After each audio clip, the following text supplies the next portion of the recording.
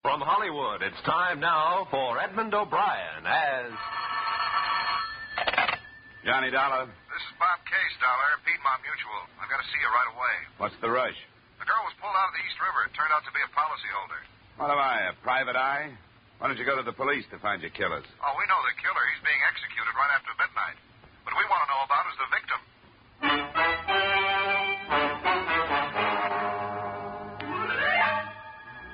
Edmund O'Brien in another transcribed adventure of the man with the action-packed expense account.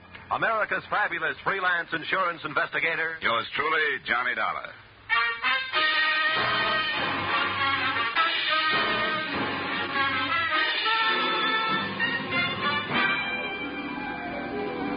Expense account submitted by Special Investigator Johnny Dollor to Home Office Piedmont Mutual Life Insurance Company, Hartford, Connecticut. The following is an accounting of expenditures during my search for the beneficiary of policyholder Pearl Carrasa. Expense account, item 1, $4.50, mileage, Hartford to Sing Sing Prison, last place of residence of the girl's convicted murderer, Marty Pruitt. He was sitting in his cell playing solitaire. Hey, what time is it? About 11, Marty. An hour more. How much you say the policy was for? $5,000. 5,000. That's funny. Just what I got paid for the job. Who'd she leave it to, the old lady? Yeah. Yeah, I knew she would. You know where I can find the beneficiary? The beneficiary? You didn't know the beneficiary, did you? Never had the pleasure. If you'd known her, you wouldn't be looking for her. Mrs. Carrassa's virtues are none of my business, Marty. The company has $5,000, and I've got to help them get rid of it. What good are you doing yourself by not telling me where she is, if you know? What time is it now? A little after 11. Boy, did that money look good. You know all the things you can do with $5,000? This girl back home. I was going to get married. Nah. I wasn't going to get married. I'd have put it in roulette like all them other times. You never did say who hired you. Nah, that's right. I never did. Marty, I know you've been through this before, but you got to admit it's a good point. You're going to die, and the real murderer is getting off free. Does that make sense to you? What's your business, mister? Insurance. Stick to it. I think I will. You know what I'd do if I was you? I'd take that $5,000 and put it in flowers. Thanks, anyway. Hey, Dollar, let me give you some last-minute advice. Leave it alone. It's the most unnatural mess you ever got yourself into in all your life.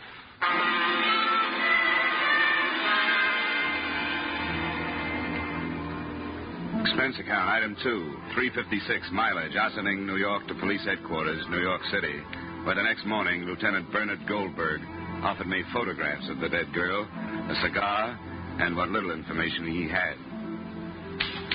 A body. We got the name off the wallet in her hip pocket. What? Slacks. Oh.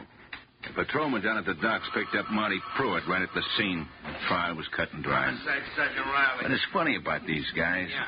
It's crazy loyalty to somebody who maybe wouldn't think twice about slitting his own. Yeah? 2 M's and remit. Dollar. 2 M's and remit. No. No. Thanks, Lieutenant. You don't have any idea where I can start looking for the mother. The most I can do for you is to give you the girl's last known address. But we've been over the ground 100 times. It's a rooming house. Nice but stupid old couple that don't know nothing. This Seattle address on the policy. 1941. Then San Diego, then to Cairo, maybe. Who can know? But we're still working on it. Hey, Lieutenant, how do you spell parasitical? Dollar. Parasitical. Tell him to look it up. Look it up, Sergeant. What am I, a Webster?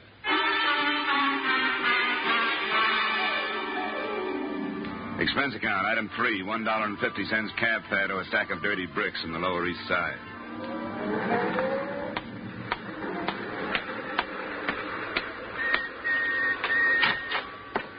Well, you have no business being up here in the first place, and especially with your husband in that condition. Looking for somebody, mister? Yeah, the manager. Third door to your right. Thanks. Now, don't tell me it's none of my business. Not when I bring soup down there every single day. Why, I never heard the like of you. Oh, You have come nothing in. like to talk. Howard, why don't you sit down? Thanks. You the manager? I am the manager. Howard's the manager. Well, my name is Johnny Dollar. I'm with the It's all right. We don't ask for references, do we, Howard? Except under special circumstances. I'm afraid you misunderstand. I'm not looking for an apartment. I'm an investigator with an insurance company, and I'd like to ask you a few questions. We never had a fire in this building. That was next door. They keep rubbish in the basement. The company's warned them time and time again. Never does any good. I'd like some information about a girl who I understand was a tenant here, a Miss Pearl Carrasa. The police were already here, Mr. Dollar. 4 times. Lieutenant Goldberg thanked us for our cooperation. She was such a nice girl. Quiet. Home-like. Generous. Oh, yes, terribly. How long was she with you? How long was it, Howard? Just 2 weeks. Just 2 weeks. But we got to know her so well. She was such a lonely girl. She used to come down after dinner sometimes and talk about music and all the places she'd been. Well, where'd she come from originally? She never said, but she'd been everywhere. In Florida? Everywhere. Did she have any visitors? Oh, no. Oh, no, one of the first things she told us was no visitors. If anybody asked for her, she wasn't home. Such a lonely girl. So pretty, too. You think she'd have boyfriends? No, Mr. Dollar, no visitors. Did she act as if she were frightened of something? That's just what the police asked us, and we told them before, and we told them at the trial that we thought she was frightened. Yes, we had her luggage here for a while, but the police took it. I went through it, thanks. Did you notice all the labels from all over everywhere? Wonder what they're going to do with all those lovely dresses and shoes. Look, I know the police asked all these questions, but did you happen to notice if she got any mail? Yes, we did. She didn't. No, not a single letter, no.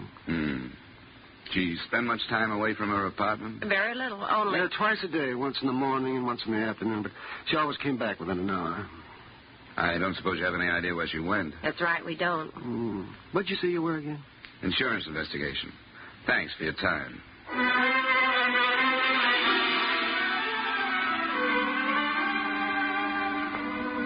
Expense account item 4, $50 in cab fares. It took me the rest of that day and half of the next visiting neighborhood postal substations. It looked like a beautiful way to waste time, but I was betting on the impossibility that her daily excursions had been for mail. This kind of foot padding taught me very little other than the fact that there are a good number of substations in any given half-hour area. The second afternoon, I dragged into a fruit store which advertised Postal Station 324, along with a special on honeydew melon. I walked up to the little cage. Anything for Carrasa today? Who? Carrasa, general delivery. Just a minute. Grant? Carrasa. C-A-R-R-A-S-A. Carrasa. Just a minute. Yes, here we are. 3 cents postage due, Las Vegas, Nevada. I looked at the envelope. Pearl Carrasa, all right. It had been forwarded from Las Vegas 3 days before. I said something to myself about hard work, patience, and fool's luck, then headed for a phone.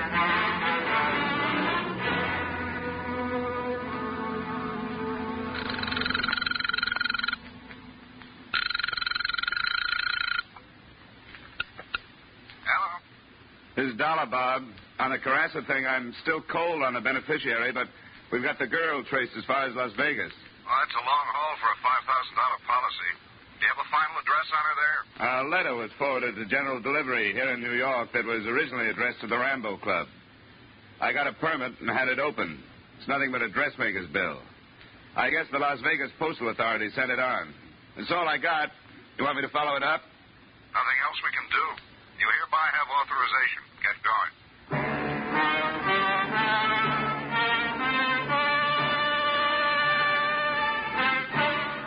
Expense account, item 6, $200 air travel and expenses to Las Vegas, Nevada. Specifically, the Rambo Club. It's always the same when I hit Las Vegas. I expect to find tuxedos and evening gowns playing the games, but I never do. A bootblack comes in off the street with the last quarter he made and plunks it down on 21. A grandmother with a California pension. A red-headed kid with Oscar's Super Service tattooed on his overalls. I always ask myself, where's all the big money? The answer is they're getting rid of it in the back rooms. Jackpot on the nickel one. How do you like that? Oh, boy. Come on. Jackpot. I told my relief I had to go powder my nose. What I really wanted was a drink. Sly, real sly. Is this taken? No, sit down. What do you have, mister? A good bourbon, soda. Oh, thanks for your confidence in me. I'll fix you up. You worked here long? Have I? You like Nevada? What's your hometown? Las Vegas, there I head in the summer. Yeah, I guess you know a lot of people here, huh? By sight, mostly. Very few by name. Everybody's a stranger. Say, maybe you know a friend of mine. I went to school with her. What was her name again? Carrasa. Pearl Carrasa. Save me my drink, Eddie. I gotta get back to work. Take it easy, mister. Best bourbon in the house. Thanks. Yeah, that's $1.50. This is a real clip joint. Yeah, I can see. Yeah. Thanks. Say, wait a second. Do you know where I can find Mrs. Henrietta Carrasa? She's the mother of a girl that used to hang around here, Pearl. Well? Yeah. I think I can help you. Harry, take over. Here's your $1.50. Come on. Oh, I'm sure going to win it this time. I'll tell you, boys. Wait a minute.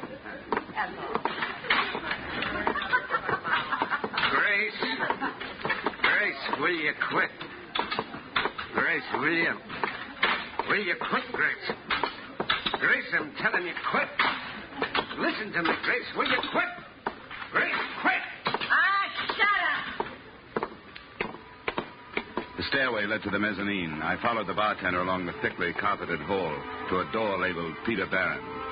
My benefactor knocked, a shadow loomed on the frosted glass, and just like that, there he was. A long red gash of a scar ran across the left side of his face, twisting it into a humorless smile. The barkeep was dismissed with a nod. We sat down. Cigar? Thanks, no. What can I do for you?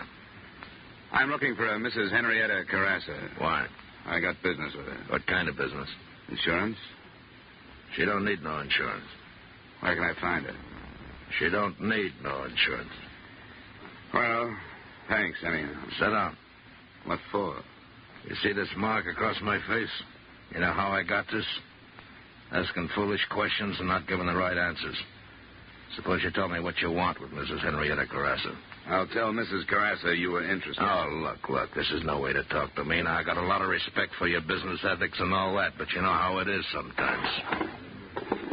Now, come on, Mr. Insurance. What do you want with Mrs. Carrasa? Are you a pretty good shot with that thing? 38's my specialty. In that case, I've got a check. What kind of a check? A $5,000 kind of a check. From whom? A daughter. Pearl? Pearl. She left her mother $5,000. How did you trace Pearl to Las Vegas? Never mind. You know what you look like to me? You look like a city official. It's the pinstripe. Now, how do I find Mrs. Carrasa? It's very simple. Mike, this is Mr. What's your name, Insurance? Dollor, Johnny. Take Mr. Dollor to see Mrs. Henrietta Carrasa. Treat him gentle. He's got some money for her.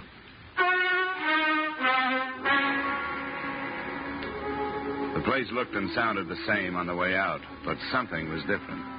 Maybe it was the 4 6-footers standing at the door. As they fell in behind me, I thought maybe I'd asked one question too many. At the alley, I found out how right I was.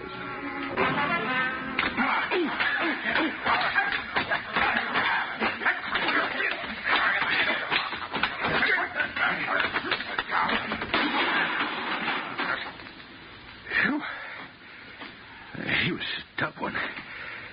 Would have been easier. Just slipping my Mickey.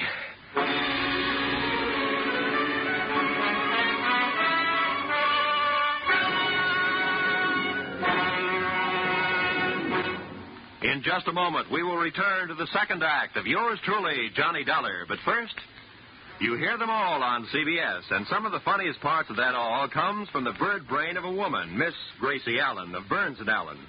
Top troopers on the American stage for years, top radio stars after that. George and Gracie are now playing a big part in CBS's great Wednesday night lineup. Bing Crosby, Groucho Marx, George and Gracie, and Dr. Christian. Join George Burns and Gracie Allen this Wednesday night on most of these same CBS stations. And now with our star, Edmund O'Brien, we return to the second act of yours truly, Johnny Dollor.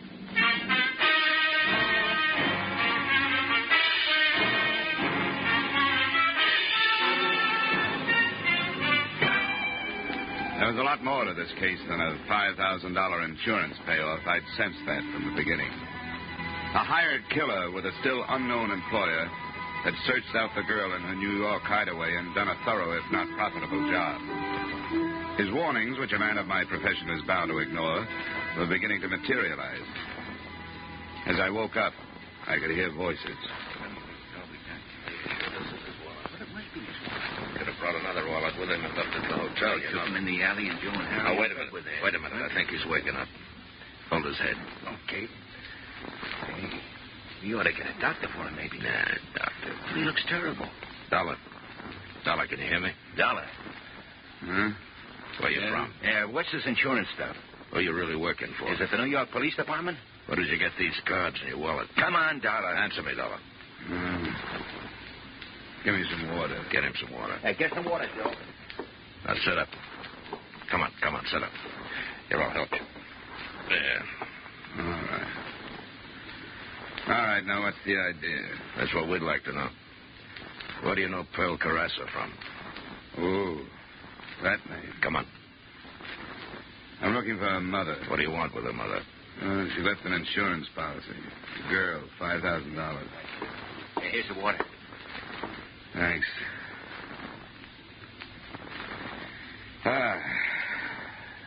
Who are you? Pete Barron. Oh, yeah. Yeah, the face is familiar. You mustn't be bitter, Dollar. Why? My questions. Look, I'm just a working man. It's so simple. There's a company in Hartford, an insurance company. They sold a policy. The girl that bought it is dead. Policy is for $5,000. The money goes to her mother. All I want to know is, where is mother? No kidding. Are you really an insurance man? No kidding. Well, why didn't you say so? Why didn't you come right out with it? Why do you go sneaking into bars asking funny questions? Mister, do you know a Mrs. Henrietta Carrasa? Here in Las Vegas? Here in Las Vegas. I'll tell you what I'll do. I'll look it up for you. Thanks. Now, lay me back down again.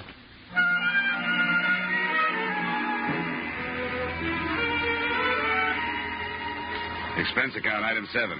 $20, doctor bills. Nothing serious, but I couldn't go out in the street looking like that. I stayed in my hotel room for 2 days until the swelling went down. On the third morning, I had a visitor.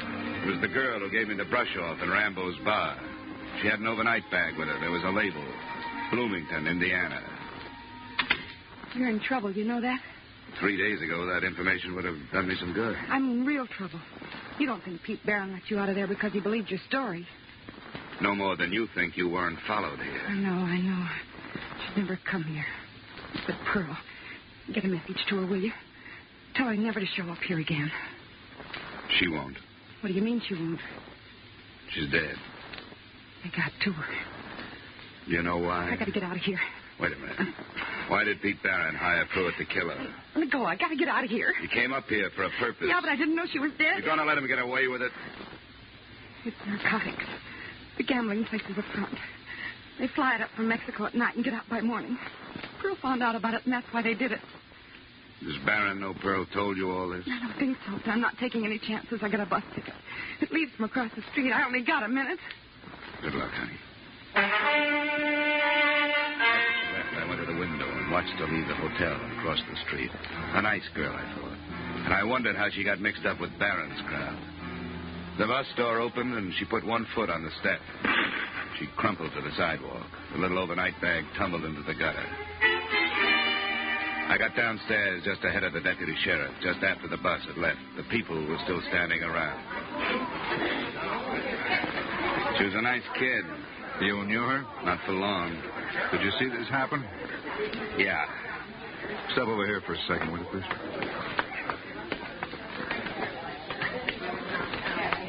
May I have your name, please? Yeah, sure. Here, here's my ID card. Insurance investigation. Something about her? No, a friend of hers.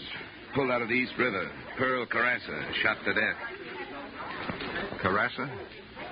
Yeah, you didn't know? Oh, we heard she left town. That was about all. She got mixed up with Pete Barron and a family that's out there. Well, did you see what happened to this girl? She was just getting on the bus. It sounded like a rifle. She was working for Pete Barron, too. Yeah, I thought I recognized her. She just come up to see me. Had quite a story to tell. Barron's running narcotics up from Mexico by plane. Yes, so I've heard. We've had our eye on him for months, but we aren't ready to pick him up yet. Why would she tell you that? She had to tell somebody. She had a message she wanted me to deliver. Pearl. Well, this is beginning to tie up. But what's insurance got to do with it? Carrasa girl left a policy, $5,000 to her mother. Her conscience must have bothered her. Comes from one of the finest families in this part of the country and starts downhill with a crowd like that. Yeah. Her mother needs $5,000 like I need 2 haircuts. And, mister, if I were you, I'd take that check out to Carrassa's and catch the next plane out of town. You know something, Sheriff? That's just what I'm going to do.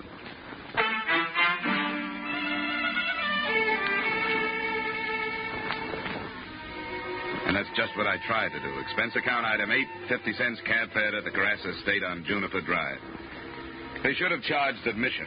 There was an ivied stone wall running all around it, and a mile drive through a cactus rock garden to the mansion. I felt a little like a grocery boy delivering a check for a measly $5,000. I was met at the door by a butler in a business suit and was toured around an indoor swimming pool and potted palms to the library. Buried in a large leather chair, reading a 25-cent version of How to Be Your Own Gardener, was the man of the house. I was introduced and left alone with him. Insurance? Investigation. How long since you've heard from your daughter? Oh, such a long time, such a long time. Is she in more trouble? She's dead, Mr. Carrasa. Dead? Pearl dead? Can't be. What happened? She was killed. An accident? No, it wasn't. Not an accident. Someone hired a killer. Oh. It's my fault. I knew, and I did nothing. Gregory, I've been looking all over for you. Have you watered the palms today? No. You didn't water the palms. Now, Gregory, the leaves will get all yellow and fall all over the floor, and it'll take simply minutes to clean up the mess around the pool. And I told you specifically that the music club had changed from Wednesday to Monday, and Monday is tonight. This is a man from the insurance company. How do you do? Now, Gregory, please do this one thing for me. You know how much I have to do. Henrietta, it's Pearl. I told you never to speak that name in my presence. She's dead. Dead? She was murdered, Mrs. Carrasa, in New York. I'm not sorry. Maybe I should be, but I'm not. Not in the least. She's never done anything but bring shame to me and to her father. She brought these awful people to the house. To this house, mind you. Humiliating me in front of my friends. She even wanted to marry one of them. Henrietta, please, not now, Henrietta. I'm not adept at putting on false grief like you are, Gregory. She was no good. When she brought this man in, I told her right there and then, you're not my daughter. Go to the people that you fit in with. Well, this is the way it had to end. I'm going upstairs. Mrs. Carrasa, just one thing more. If you'll sign this paper, my job will be over. I have a check for you. A check? What kind of a check? She left you $5,000. Me? She left me $5,000? I remember. The policy she took out in high school. She never canceled it, even when you sent her away. I don't want it. I don't want it. Tell me, do you know who killed my daughter? Well, the man that did the actual killing has already been executed in New York State. The man who hired him, it's only a suspicion. I'd rather not say. Barron. What about this check? I don't think she wants the money. You can tell your company that. Look, Mr. Carrasa, I've come a long way. I'll leave it here. You can sign the form and mail it. Would you mind calling me a cab? Expense account item 9, 50 cents cab fare. Just as we pulled out of the driveway, somebody else pulled in. I don't know if he saw me, but I saw him. It was Pete Barron. Are you sure, Dollor? Positive. Sheriff, I woke up looking at that face. What would Barron be doing at Carrassa's place? Could be a connection you didn't know about. Yeah, this could be the tie-up we've been looking for. Somebody who supplied the dough. It's a big operation. I'm sure Barron didn't have enough dough to start it. Well, what are we waiting for?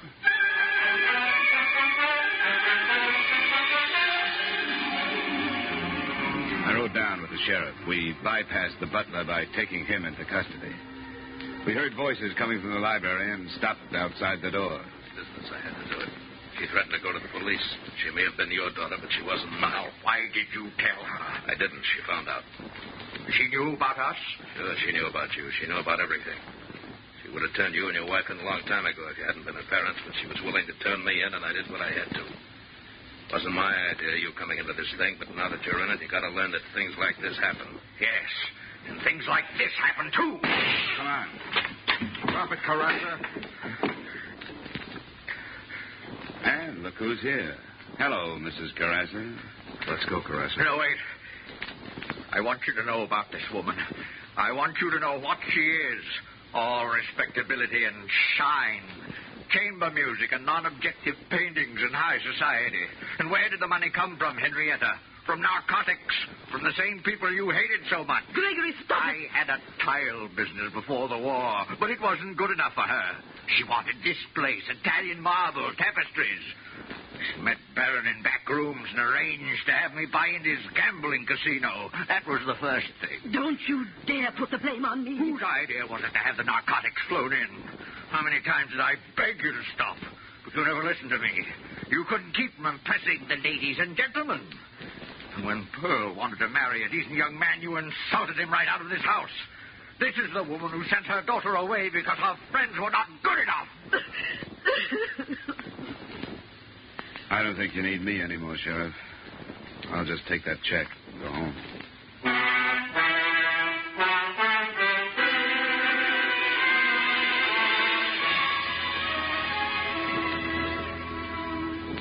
Expense account, item 10, $200. Transportation back to Hartford. I don't know what you can do with the check. If it were up to me, well, I'd use it to clean up the respectable slums. But that's not my problem. Expense account total, $712.55. Yours truly, Johnny Dollar.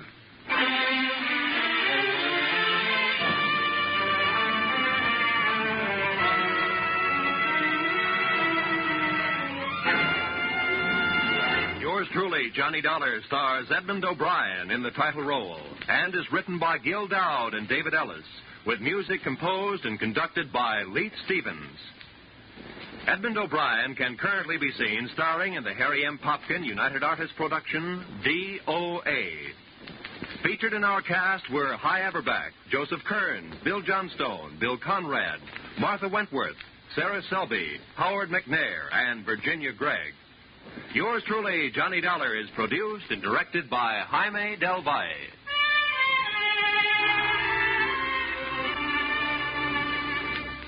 Join us again next week at this same time when, from Hollywood, Edmund O'Brien returns in another transcribed adventure of Yours truly, Johnny Dollar.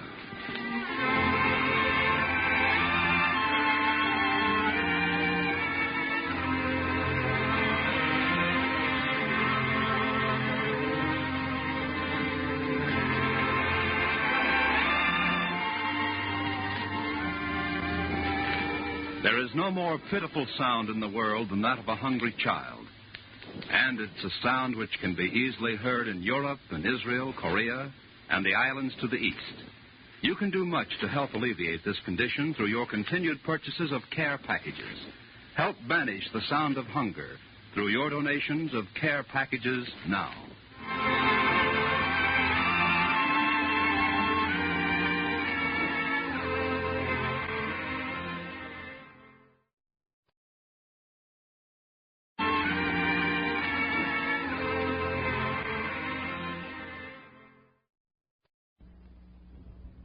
From Hollywood, it's time now for Edmund O'Brien as Johnny Dollar. Mr. Dollar, this is Mrs. Tackett. Did Mr. House talk to you about Abel? Oh, yes, Mrs. Tackett, he did. He thought maybe you and I could get together this afternoon. Yes, of course. Please hurry. I certainly have a right to know if my husband is dead.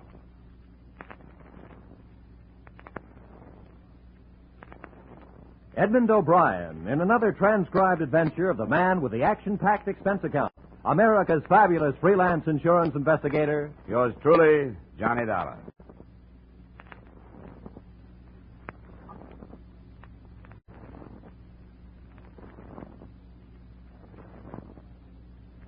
Expense account submitted by Special Investigator Johnny Dollor to Home Office, Corinthian Life Insurance Company, Hartford, Connecticut. The following is an accounting of my expenditures during the Abel Tackett matter. Expense account item 1, $5 transportation costs from Hartford to the New York address of Mrs. Abel Tackett. The apartment door was standing open, and I walked in. It was dark inside, except for the dim glow from a blue light at the head of the stairway, where the beat of drums came from a phonograph. There was a crude native mask on the wall with an idiot's grin, something stale and heavy in the air. There was no one downstairs, so I went up. Walking up those stairs was like walking out of civilization. She was sitting on the arm of a chair in front of the phonograph. You heard them.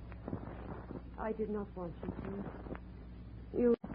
You're a half hour early. Well, that gives us a half hour more to talk. My plane leaves tonight. What does the insurance company say? I'm going to British North Borneo to look for him.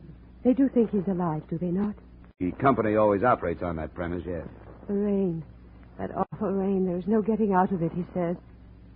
Have you seen any of his letters? No, I haven't. I want to read you this. I'm lost. I've always been lost. I don't know who I am or what I am or what I was intended to do. I've played all the parts and been all the places and found nothing of myself. The jungle is as nameless as I am, as nameless and as lost. Well, that was the last one. From Borneo. Sandakan. 5 years ago next month. 6 years since we were married in Paris. You must find him, Mr. Dollor. Well, I'll tell you the truth, Mrs. Tackett. I'm afraid that I'll be looking for a dead man. After all, he's been gone a long time. Maybe he just stopped writing. Maybe he didn't. That's why I'm going over there. Maybe he just stopped writing. Maybe. Maybe he wants nothing to do with me anymore. I woke up in the morning and he was not there. Just a note. He could be alive and not come back, could he not? You told me he's been gone for 5 years. He has a paid-up policy. If he's dead, you receive over $700,000. If he's alive, what then? Do you think he'll come back? No. But he'll be alive. How old are you, Mrs. Tackett? 24. Look, I want you to promise me something. If I come back with proof of his death, you'll move out of here. I promise. But you'll never prove that he's dead.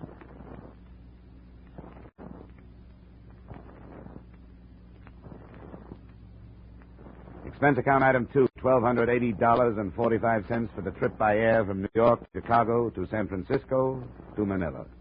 Expense account item 3, $200 on the first ship to Sandakan. They called me supercargo. I ate with the captain in his cabin. Cooch and tamarind, edible bird's nest, filthy place. All me years in these waters, and I never set foot on Borneo. Why would a white man go there? Not for diamonds. Malaria, maybe, or a new type of insanity. You look sensible enough. Who is this man, your brother? No, never met him. But I've got to find him, that's all. Second biggest island in the world. 3 million souls. Dusans, Bahaus, Murids, Dayaks. Ugliest people in the world. Took a young planter and his wife there.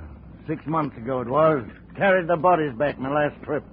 How did they die? The jungle. Oh, come on, I'm a close-mouthed man. Who are you looking for? You wouldn't know him. His name is Abel Tackett. Abel Tackett? I never heard of Abel Tackett. You find me a hand west of Tawau who hasn't heard of him. You knew him? Nobody knew him. He wasn't a man to know. He was a man to talk about. I want to show you something. Look here. That's a nasty scar. Right across the chest. Abel Tackett. If you find him, give him me love. How did that happen? In Manila. He did it slowly, as if he was enjoying it. Had a picture of a girl, and I said something. Coffee? No, thanks. Was it his wife? His wife, perhaps, or somebody else. Steward! Hot coffee! Hot coffee! Hot coffee!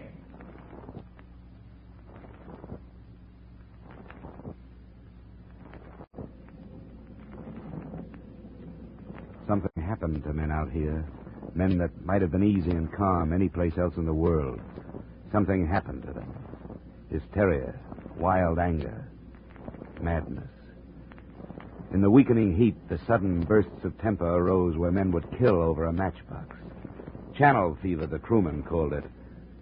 But perhaps there was another reason. The name of Abel Tackett. This is my dream. That some night I find him asleep. That it is very dark. That I slip my knife into his throat. That I feel his life going. That I hear him to cry out. Oh, I want to hear him cry out. What did he do to you? Unspeakable. Unspeakable.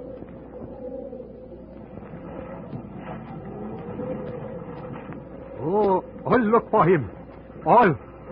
Find him. Oh, knife, shoot, kill, hate. Oh, Tackett devil. Tackett devil.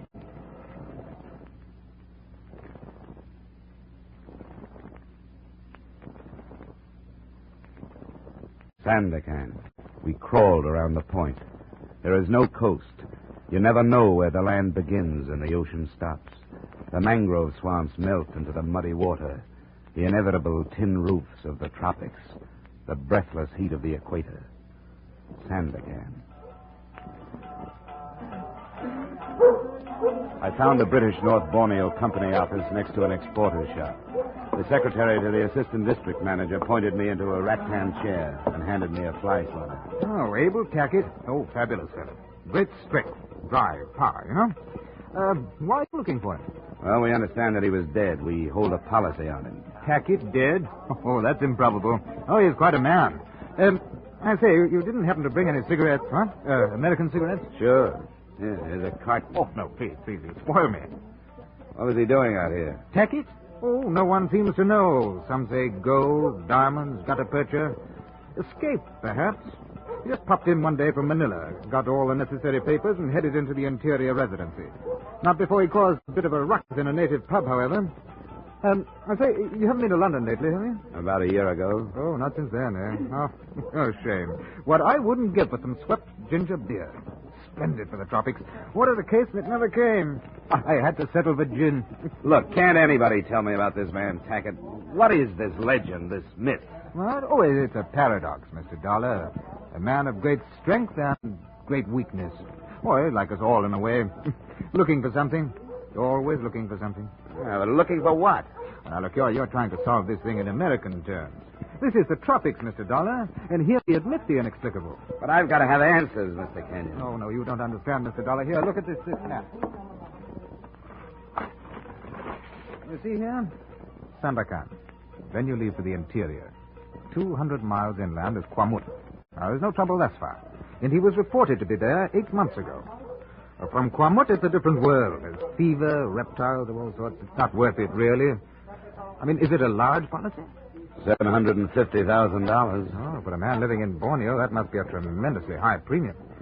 Well, $1 million couldn't get me out, and 1,000 could take me home. How do I get to Coahuila? Oh, by lorry.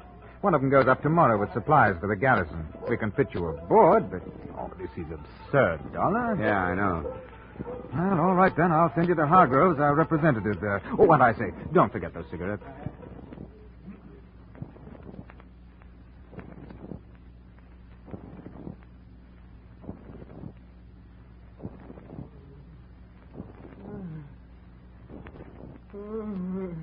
My husband's been going on like that for 5 days. He can't tell you anything. I'm sorry to hear that, but can you tell me anything about Tackett? Wait till I close the door. So you're looking for Abel Tackett. The fever'd never get him. You know if he's alive? Alive? Sure he's alive. How do you know? If you knew Abel Tackett, you'd know he's alive. We spent a lot of time together when I was on the coast. Did you know Tackett in the States? Nope. Playboy, he told me. Said he wanted something, but never knew what. I told him what he wanted was love. But he wouldn't stay, and then I tried to stop him from leaving. If you find him, what happens? Depends how we find him. If he's alive, I suppose I'll try to talk him into going back home. If he's dead, I want the proof. You better go back to your husband. Nothing I can do. Look, Mr. Dollar, if you find him alive... I'm going to try to send him home. Tackett will never go back home. I'm going with you. Not this trip. I'm going with you.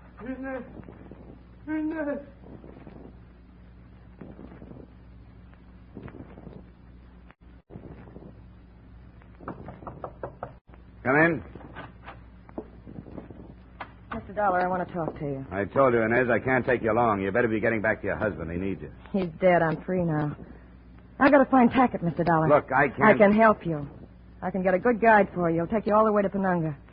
I know the jungle, Mr. Dollar. Please. What do you hope to accomplish? Oh, I don't know.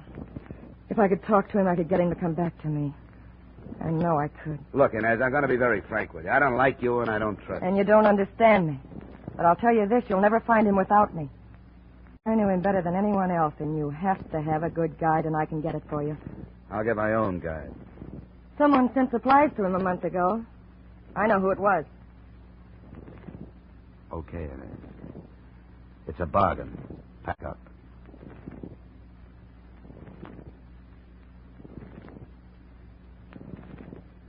She took me to a trading post, and I met the owner, who operated under the obviously false name of George Brown. To me, he looked big and clumsy, but he'd been trading with the interior for 10 years, so I decided to take the recommendation, as if I could do anything else. Sure, I know where he is. At least I knew where he was a month ago. I've been trading with him for over 3 years. Okay, when do we leave? You don't know what you're getting into, mister. Did you ever hear of Long Y? It's a village across the border in Dutch territory. We'll need 4 porters and supplies for a month. When do we leave? The last porters I sent into him never came back. The Punandikes got them, most likely. They're headhunters, you know. Which one of us are you trying to talk out of this, you or me? I can always use $500. But that isn't all the pay I'm going to get. What do you mean? If I find Abel Tackett, I'm going to kill him.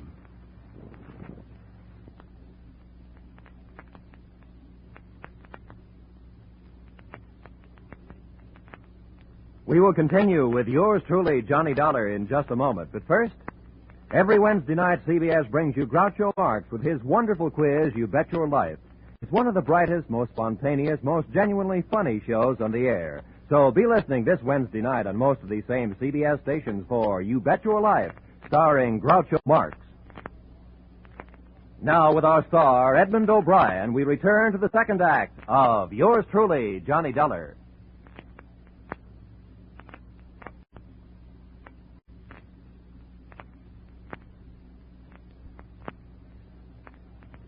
Expense account item 5, $830 to Pat, a Long Y, Dutch Borneo. One of the first things I learned about jungle travel was not to waste breath talking. Not until we made camp that night was there conversation. A slow day. The woman slows us down. Where is she? In her hammock. It couldn't be helped. It was a bargain. I didn't want her to come. I wonder why he picked Long Y. I wonder a lot of things. The easiest travel here is on the rivers. If he picked a river village, it would have been simple. This way we have to fight for every foot. What are you going to do when we find him? What do you mean? About my killing him. I'll decide when the time comes, if it does. Maybe I don't think you'll go through with it. Now, if you really wanted to, you wouldn't have waited for me to come along. Oh, I suppose it was in the back of my mind before then. I knew something had to be done, but I hadn't decided. Now, I had. What did he do to you? What does he do to everything? He spoils it. When the Punandikes are peaceful, my trade is good. When they're not, my trade is... Oh, now look, Brown. You aren't going to tell me that this man is capable of stirring up a few thousand natives. That's ridiculous. Is it? Well, how does he do it? Why? How? By being there in their country. They hate him. They're afraid of him. And when the Dyaks have trouble, they're dangerous. Why does he do it? I can't think of any reason. He makes no profit from it. He lives.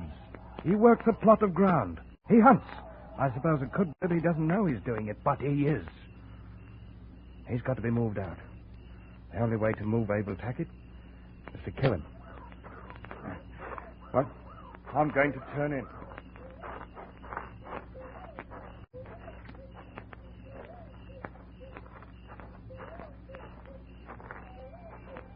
I heard part of what Brown was saying. What are you going to do? Well, I'll have to protect Tackett if I can. Protect him? That sounds funny. I never thought he'd have to take that from anybody. You know what I'll be protecting. You better get some sleep. Wait. What now? Why do you hate him? You know? You've never even met him. Well, I've talked to people who have. To a ship's captain with a knife scar across his chest. And a little deckhand from Manila with a hurt so deep he couldn't talk about it. You and your husband, a few others. And I met his wife. He's never talked to me about her. Well, that's the first thing I've heard in his favor. Maybe he's human enough to be ashamed of what he's done to her. Maybe he realizes what he meant to her, and that she'd stop living when he left. Because that's what he's done. It's not all his fault. The trouble he had in Manila and Sandakan. He told me the men thought he was afraid of him. He wanted to show him he wasn't. He'd never known people like that. He didn't know how to get along with them. Say that it doesn't make any difference how I feel about him. We'll get to him as quickly as we can. I'll figure out some way to stop Brown if he makes a try. Maybe that'll be too late. But Brown's going to be stopped, Mr. Dollor, I promise. If you don't do it, I will. Go get some sleep. We break camp at dawn.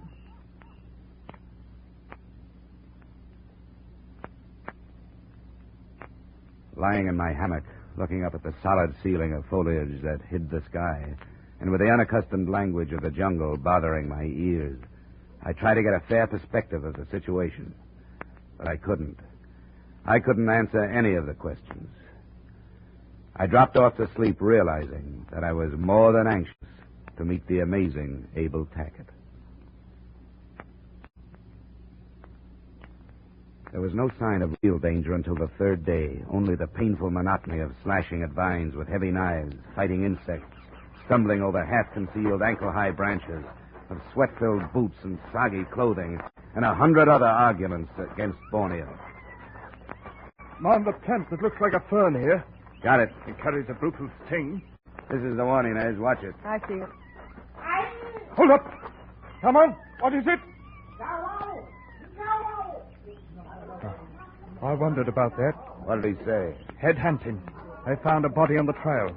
Coming along? Yeah. Better stay here, Inez. I wondered about that. It's been too quiet. We haven't spotted a Dayak since we started. This section is usually swarming with them.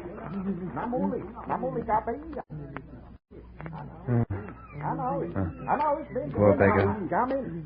How does that look to you, Dollor? You still think the natives aren't stirred up? No. No, it looks like they're stirred up, boy. Poor beggar. He can thank your man Tackett for what he got. We don't have to look at him. It's the work of a Punan. You can tell by the clean wound. Their Mandaus are the sharpest ones in the island. They know we're coming, Inez. Yeah. How do you know that? I know them. They hide the bodies. They don't leave them on trails unless they've got a reason to. Like telling us to stop, huh? That's right. Look at those boys of mine. Waiting to see what I'll do. Waiting a chance to slip into the brush and head for home. Can you hold them? I can hold them. I'll shoot the first one that tries to leave, and they know it. Come on, Battle the house! We'll have to make a camp here. They're great people for Romans. I told them to start looking for good ones. Yeah, and I know them. It'll take the rest of the day and half the night to find enough to move them towards Long Wai again. How do the omens look to you? I can't say yet. The headhunters know we're coming, but they don't know why. If they knew we were coming after Tackett, each in our own fashion, so to speak, I don't think there'd be any trouble from them. But they don't know, and there's no way to tell them.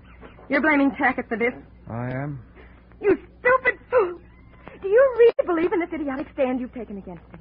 Or is it a convenient answer for some mistake you made with the natives? I can't be quiet. Inez, stop it. Don't you believe it? You're lying. Make her shut up, Dollor. I'll shut up after you've answered me. Stop it. We've had enough. We don't need hysteria, and I'll be quiet, will you? You won't answer me.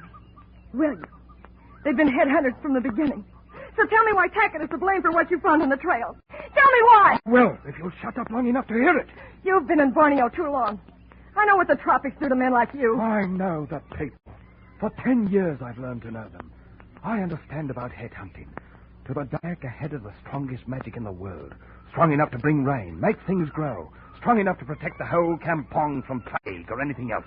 Like enemies. You should have been born in one of their filthy huts. You think like one. Forget it, Brown. Forget it.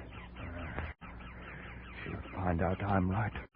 Headhunting was almost stopped until Tackett came here. Then it started again. Because they hate him. Because they're afraid of him. That's why they're collecting heads again, and that's the truth. Blame everything on Abel Tackett. If you can't find another reason for something, blame it on Abel Tackett. I've had enough. Brown! Brown! What the devil's the matter with you? You heard her. I've been in Borneo too long.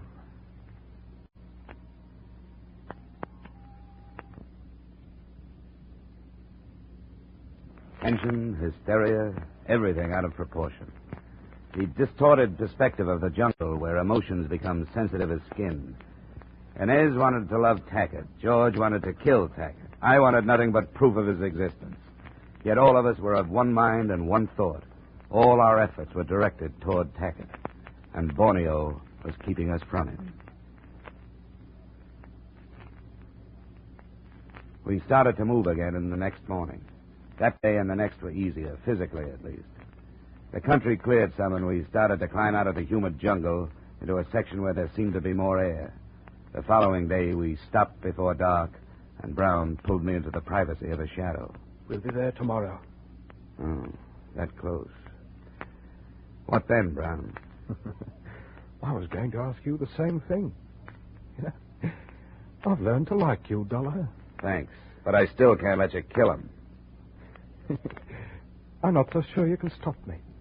How would you get back to the coast without me? I've been asking myself the same thing. I'd be stupid to take the gamble, but I'd have no choice. So that's the way it is. Yeah, that's the way it is. All right. I can smell rain. It'll be here before morning.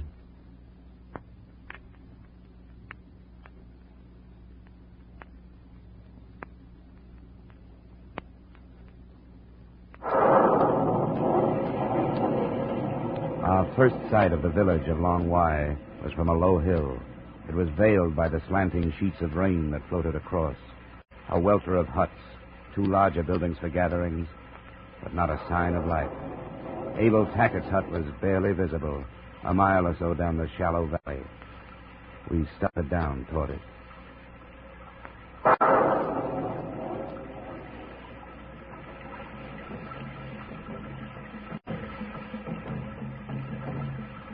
What do those drums mean, Brown? Do you know? Yes, I know. Mama Talu. A happy little ceremony when the headhunters come home. It could turn sour if they knew we were here, but I think we can move across the clearing. Let's go. What are you going to do, Dollar? Aren't you even going to warn him? All right, if you won't, I will. Abel! Abel, be careful! Come on, take her. Be quiet. Come on, Dollar. I'm going inside. Wait a minute, Brown. We'll go in together.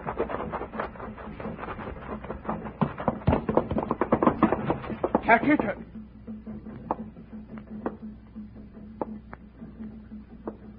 I came here for nothing. He's already dead. Is that Tackett? Must be. They stopped being afraid of him. I wonder how long it'll take to undo the trouble he's caused here. Abel Tackett. And he's dead.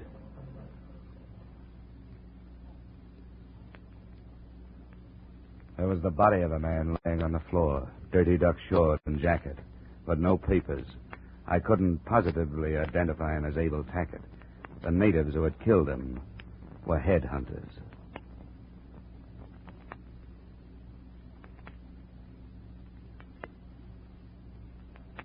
Expense account item 6 and 7, same as 2 and 3, transportation back to New York.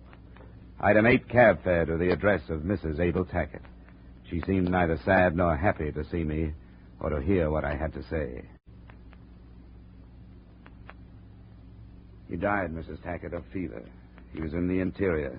There was no time to get him to a doctor. You saw him? No, I didn't. Then you can't be sure. There's no proof. But, Mrs. Tackett, absolute proof has a different meaning in Borneo. He wanted to lose himself, didn't he? He could have changed his name. He could even have traded his identity with someone else. Couldn't he? He's dead, Mrs. Tackett. Look, I want you to go to probate court, even without absolute proof. With what I brought back, you can have him declared legally dead. You're his sole heir. There are no other living relatives. His estate, his fortune, they're yours. They're yours to live with. That's why he left them to you. You can't go on struggling with a false hope. Please, Mrs. Tackett, don't stop living just because he did. You've got to believe me. Abel Tackett is dead. He's not dead. He's alive. He's living somewhere. And as long as he's alive, I'm alive.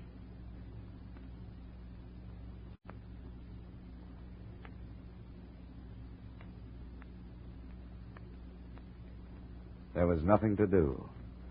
I left her in the old house with her records and her dark walls and her old letters. I left a young woman dying there, and there was nothing I could do. I walked out into the clean, fresh air and went home. Expense account total, $4,075.80. And for what? The only constructive thing I can make out of it is that it made me an expert on pure, unadulterated frustration. Yours truly, Johnny Dollar.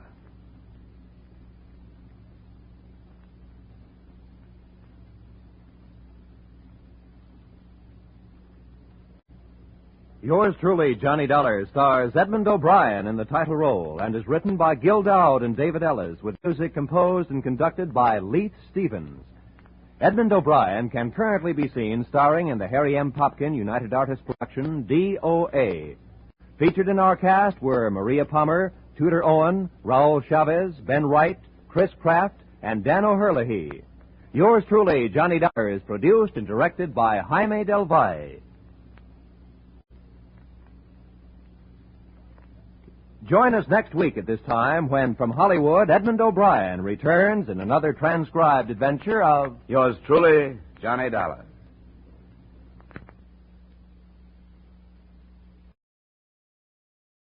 Edmund O'Brien returns in another transcribed adventure of... Yours truly, Johnny Dollar.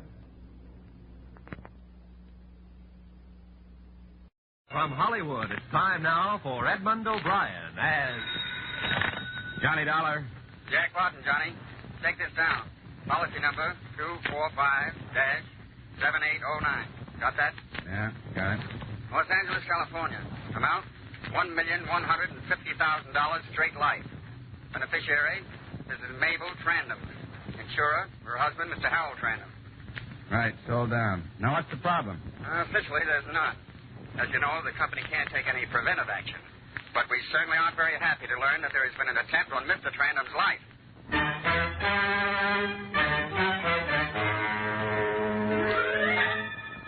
Edmund O'Brien in another transcribed adventure of the man with the action-packed expense account, America's fabulous freelance insurance investigator, yours truly, Johnny Dollar.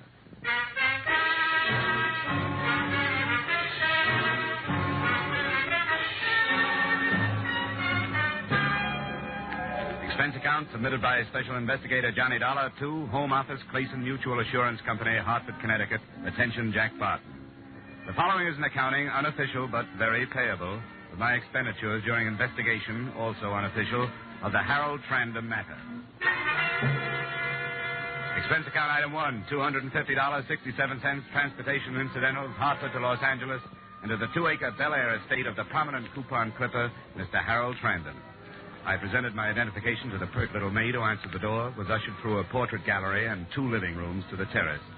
Mr. Trandom was bent over his morning paper, sipping grapefruit juice. He looked up at me with the same scowl I'd seen on the front pages of newspapers. Very early. Why did the servants let you in here? May I sit down? Certainly not. I don't even know you. Yeah, here's my card. Insurance investigation. I suppose you think I can't pay my next premium. Mr. Trandom, we have no doubt as to your credit rating. This is a much more important matter to you. Financial? In a way. Now, what is this important matter? Your life. I understand there's been an attempt on it. That's my own affair. Strictly my own affair. I made adequate provision. If your company is worried about my life, I'm very touched. But I assure you... Don't misunderstand, Mr. Trandom. I'm only interested in your welfare unofficially. The company takes no preventive action of any sort. However, as a friend of Jack Barton, who's head of the Hartford office of Clayson Mutual, I'm here to try to see that no further attempts occur. Unofficially or officially, I'm well taken care of. Thank you. Oh, that's that then. Sorry, but the been a long trip from Hartford. Yes, it was. I should offer you a drink, I suppose. Well, it's a little early for anything harder than orange juice for me. My doctor makes me drink this flop. Grapefruit juice. Doris. Lila!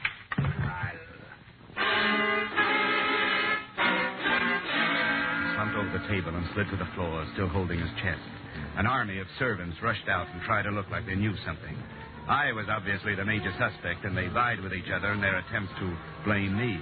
But nobody bothered to call, one, a hospital, and two, a policeman. Finally, one big guy, obviously a bodyguard, scooted everybody but me off the terrace and sat me down. He's dead. You didn't do it, did you? No. I didn't think so. But if I go back to the boss and tell him Trandom was knocked off right in front of my eyes, I'll get the axe, you know what I mean? Yeah, I know what you mean. No, I'm prepared to exchange information with you. Well, that's mighty generous. I'll see you later. No. Please, wait. Don't go. Lord. Didn't you see nothing at all? Nothing I can go back and say, Mr. Halma, I had my eyes open? Well, if it means your job. Yeah, it does. Believe me, it does. I saw a wisp of blue smoke over there, that clump of bushes across the lawn. And a man, he run away. No man, just smoke. The shadow of a man. Just smoke. The gleam of the gun. A thin wisp of blue smoke. This is all? Look, you can make up the rest as you go along. Now, if you'll excuse me, I got a phone call to make. I think the police ought to know about this.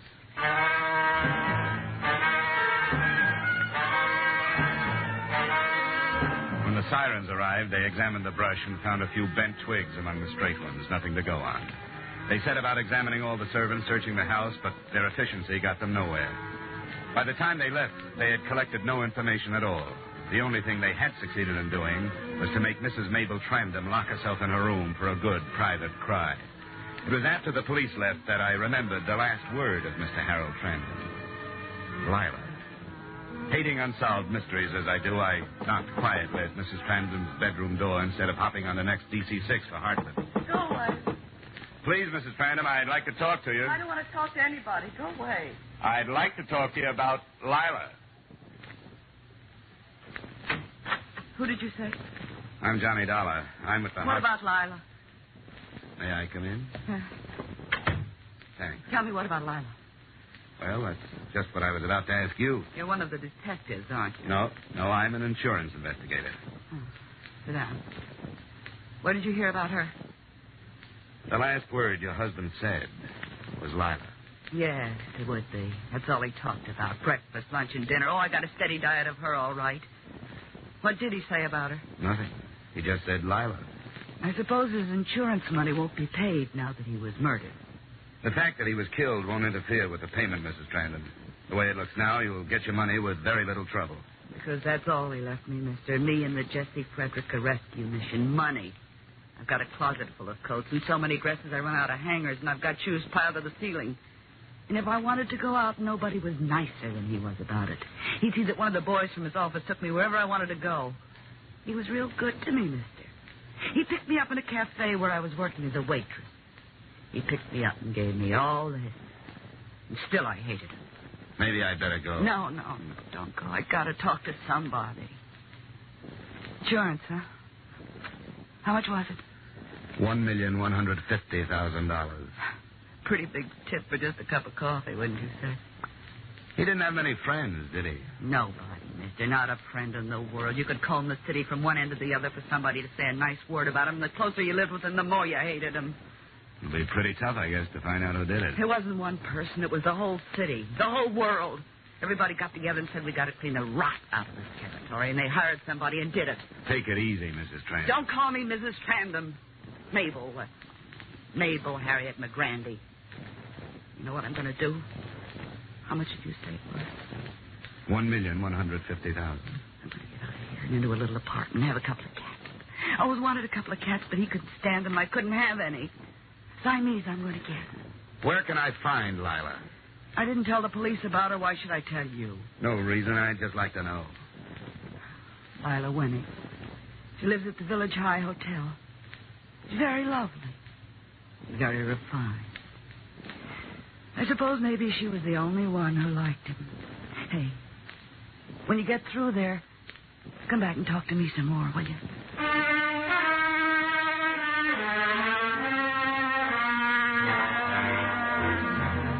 Expense account item 2, taxi fare to the Village High Hotel in North Hollywood. 4 tanned kids dashed in and out of a sprinkler's path. I walked to the last apartment to the right and knocked. I knocked again. I knocked a third time and tried the door. It was locked. I looked in the window. Through the lace curtains, I could see the body of a girl. Her head lolled crazily to one side, and there was a small red dot on her temple. The police investigated. The bullet hole was the quick work of a .38. There were letters in the bureau drawer, letters to Harold Trandom. The sergeant who found them grabbed the nearest chair, propped his feet up on a stool, and settled down for a long day's reading. Hey, listen to this.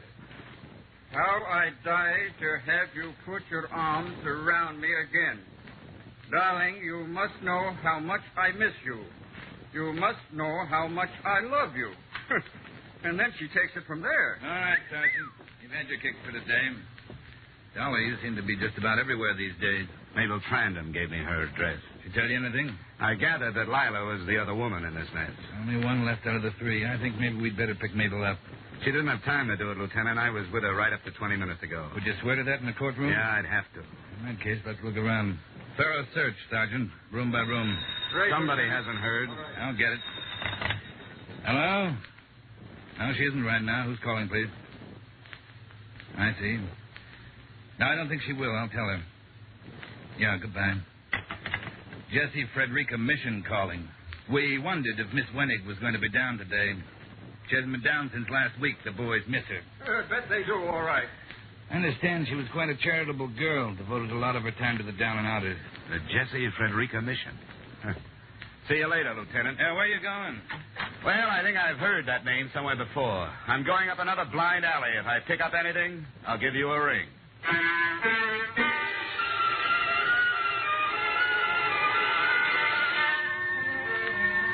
Expense account item 3, $4.90. Transportation Bel Air to the Jessie Frederica Rescue Mission on Main Street. Now that the mystery was doubled, I thought it wise to follow up every enterprise the 2 late lovers had in common. The driver let me out in front of a store with the Jessie Frederica Mission, everyone welcome, painted on the window in gold. I walked into the place, past little groups of sullen men sipping their coffee from tin cups. There was a room labeled, Wait in Here. An abrupt young man, nattily dressed, motioned me into an inner office and closed the door behind me. I was all alone, except for the smiling old lady at the desk. Your name, please? Johnny Dollar. I'm here on business. Certainly. How long since you've had a bath? Well, this morning You do look pretty clean. I think our young men have a tendency to stay clean much more than, say, 30 years ago. Don't you? Oh, definitely. But I'm not here for a bath. Oh, sorry, but it's required. Any dependents? Not as yet. Good. Have you tried to get a job of any kind? The United States Employment Service? A private agency? I've got a job. Oh, well, then, I'm sorry. I'm an insurance investigator. Oh, you're a graduate. Well, we've had so many come back and thank us. How long since you've been here? A long time. Are you Mrs. Frederica? Miss Frederica. Oh, yes. Well, Miss Frederica. Do you know Miss Lila Wenig? Why, certainly. She's on our board of directors. A wonderful girl. Uh-huh. Did Mr. Harold Trandom also serve on your board of directors? Why, yes, he does. They're very good friends. Yes, I know. I've got bad news, Miss Frederica. They're dead. They were killed. Oh, that's terrible. An automobile? No. How did it happen? Murder. I'm an insurance investigator. If I could stay here for a while, I might be able to learn something of importance. What about it? Well, I don't know. We've never done anything like this before. I promise I'll take that bath. Can't you just pretend I'm one of your boys? Well, perhaps I could, Mr. Dollar. Perhaps I could, Mr. Dollar. You just use all the hot water you want to.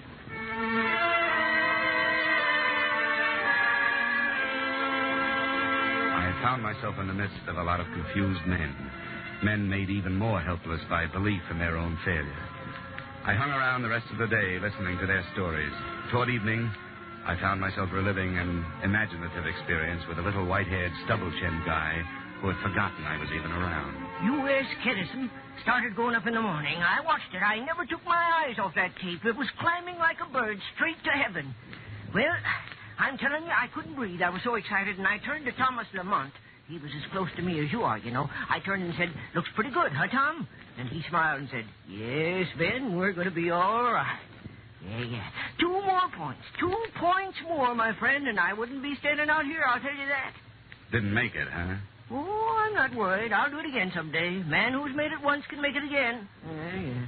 What do you say? I know a man, he was much worse off than I. He had less than nothing. He owed the world. And he came back and made the biggest fortune on the whole exchange. Maybe you heard of him. Director of this charity. Killed recently. Harold Trendham. You knew him? Knew him? Well, we were as close as twins. Yeah. He gave me lots of tips on the market. Nice guy, huh? He was very nice. He was a very nice man. Oh, he was gruff sometimes, but kind. A really good heart. And when he took up with that woman, she was a director here, too. They killed her, too, you know. You knew that, didn't you? Yeah. Yeah. Well, when they took up together, I knew she'd kill him. She didn't kill him. Well, the other way around, then. No, it wasn't that way either. Well, you know. No. I always heard he wasn't very well liked. Oh, he had lots of enemies. You see that fellow over there?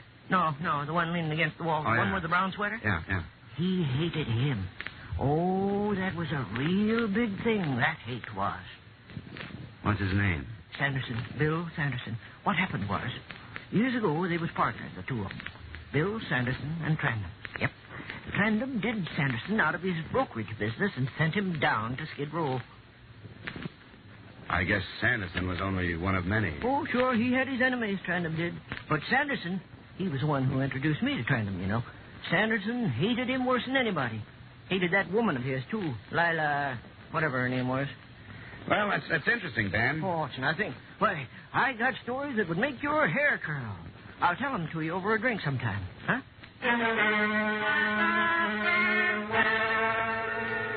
I had noticed Sanderson watching me out of the corner of his eye. He was a big man of indeterminate age, rolling a toothpick around in his mouth. I walked to the cafe down the street, had a bite to eat, and came back to the mission. A crowd was gathered in one corner, talking excitedly. I moved through to the front row and looked down. There was little Ben, lying dead on the floor. I moved back through the crowd and right into Bill Sanderson. Dollar, maybe you better come along with me. The sliver of shining metal in his hand convinced me to come along with him. There didn't seem to be a great deal of choice. He stopped me in front of a door 3 buildings down, opened it, shoved me in, and closed it again. Inside, it was not quite pitch black. I'm glad to meet you, Dollar. Any friend of Trandam's is a friend of mine.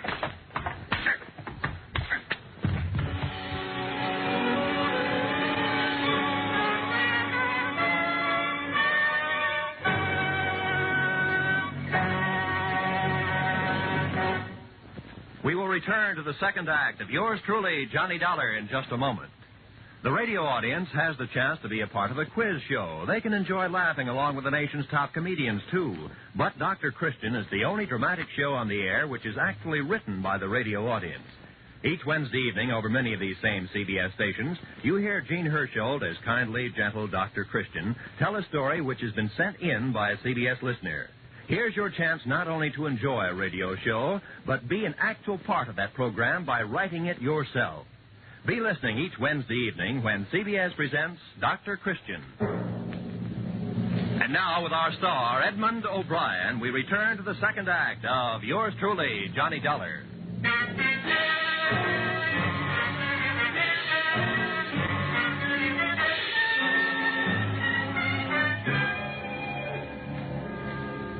I don't know how many times Sanderson tried to use his knife. Perhaps he was getting too big a kick out of wearing me down to use it at all. Then I was able to maneuver him around with his back against the light from the street. I grabbed his arm and smashed his fist against the wall. The fist with a knife, and when it dropped to the floor, I went about my work with a new zest. You picked on the wrong guy, sir. Come on, get up. Okay. Come on, easy, take it easy. Get up, Sanderson, get up. Stand up straight. Hey, come on now. What about it? Lay off, huh?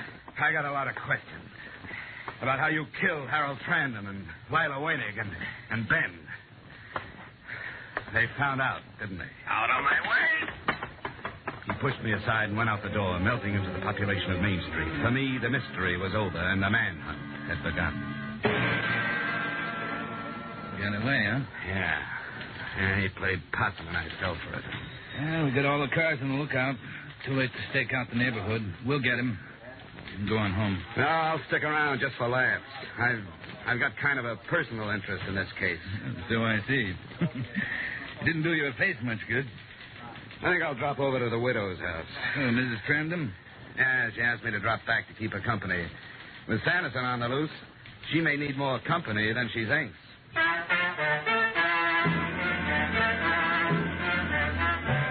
Expense account item 6, $4.50, police headquarters to the Bel Air mansion of the late Mr. Trandon. As the cab pulled away, I noticed a familiar hulk standing on the stoop. It was the big bodyguard, and he ran toward me as if he'd just seen an old friend. Oh, mister, I'm so glad to see you again. You just don't know. Hadn't you better report back to the office? There are liable to be plenty more bodies to guard. I was fired. Oh, no kidding. He wouldn't even give me a chance to explain. Mr. Helmer, I said, mistakes happen. What happened to me could have happened to anybody. I really had my eyes open. I seen a big guy with a .38 revolver over 100 yards away, and he run for cover. I chased him all over the plantation and finally caught him. Look here. I even brought him a piece of the suit the guy wore. Recognizing a .38 from over 100 yards away didn't do your story much good. Yeah, you know, I thought about that later. Uh-huh. And that guy whose suit I tore is threatening to sue me. Well, you made a good try. Yeah. Say, you don't know where I could maybe get another bodyguarding job, huh? Have you tried plumbing? The bodyguarding is the only job I know. I'm skilled. I'll tell you what, hang around with me for a while. What's the fee? Oh, no fee. You can use the experience. I'm sorry. I have my price. A man with your pride doesn't need a job. So long. Oh, no, wait. You caught me desperate. 10 a day. I'll put it on the swindle sheet. What was your name? Max. Okay, Max. Get your foot out of that flower bed and come on.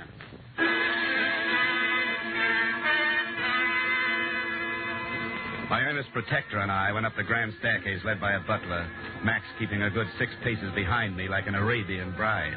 The butler went through a door, leaving us to wait in the hall. When he came out, he whispered to me to wait. He went downstairs, I opened the door, leaving Max on the outside, and walked in. Mrs. Harold Trandon, who preferred to be called Mabel, was fingering the ears of a white cat on her lap. Isn't he beautiful? He's lovely. I want to ask you about a guy I ran into a few hours ago. Do you happen to know Bill Sanderson? Bill Sanderson? No, I don't. Blonde or dark? You know, you aren't the lonely little girl I remember talking to this morning. What makes you so happy? I'm going away. Where? Somewhere. How much did you say that policy was for? A lot of money. Honey, you can mail it to me. You going alone? All alone. Pretty girl like you alone all this time? Hard to believe. Oh, it'll be different now. You'll see. I've got my next guy all picked out. In my mind, I mean. He'll marry me for my looks and my money, but mostly for my money.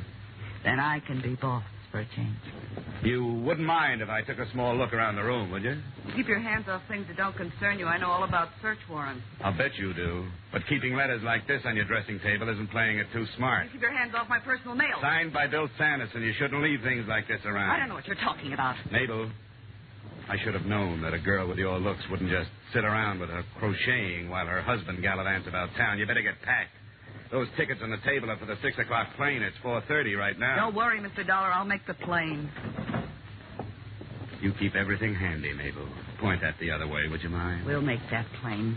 Bill has wonderful plans. There's Rio and Argentina and all those South American countries. Nobody's going to stop us now. So you paid Bill... I paid Bill nothing. He killed Harold because he loved me. Should have married him in the first place, but he didn't have the money, and that was important to me then. I met him too late.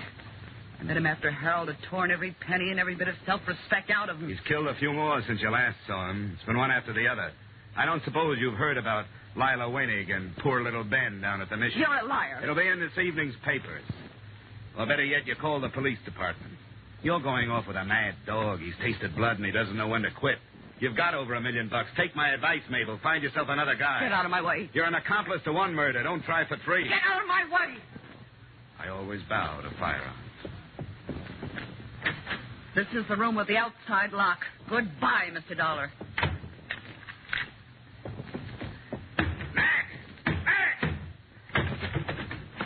Hey, boss, what happened? Where were you? I was catching a few winks. Tired? I thought I'd die. That's being on the job, Max. You're fired. Why? What'd I do? A young lady and a killer are about to embark to South America, and you ask what you did. Here's your 10 spot. Try the want ads. I ran down the stairs, brushed aside the butler, and opened the front door just in time to see Mabel's car pull out of the garage and grind over the gravel to the gate. Through the rear window, I saw her suitcases piled high in the back seat. I rushed back into the house and grabbed the phone.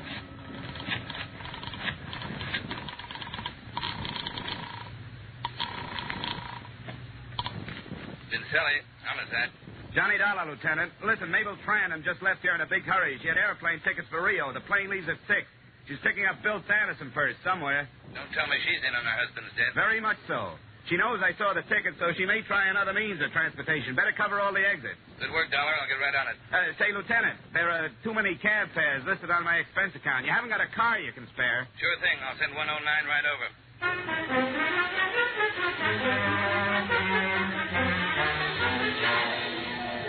He sent 109 right over. We got to International Airport in time to check the passenger list. Sure enough, there was a name, Mabel Tranham. We waited till departure time, and I felt a little like Drew Pearson must when his predictions come true. He didn't show, Dollor. I better check with headquarters to see if she's been reported at the railway stations or the bus depots. Smartest thing she could do now would be to pick up Sanderson and head for the border by auto. I've already sent out a roadblock notice. Well, your job is done, Dollor. Why risk your neck? This is one I don't want to just read about. And then there's the matter of $1 million policy. Before we're through, we might have to dig up the second beneficiary.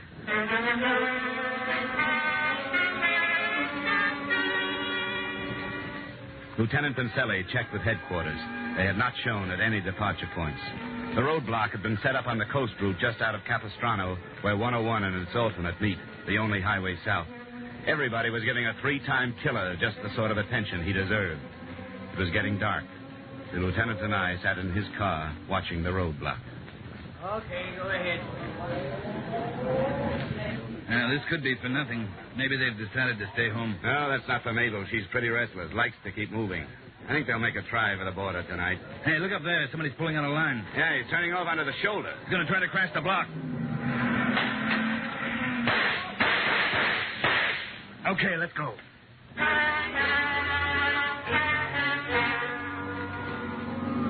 We weren't even sure it was Sanderson and Mabel. Might have been a couple of rum smugglers for all we knew. Whoever it was paid no attention to our siren, but we pulled closer, hugging the curves by using the whole road. See if you can use that rifle, Dollor. Right. There goes the tire. They're out of control.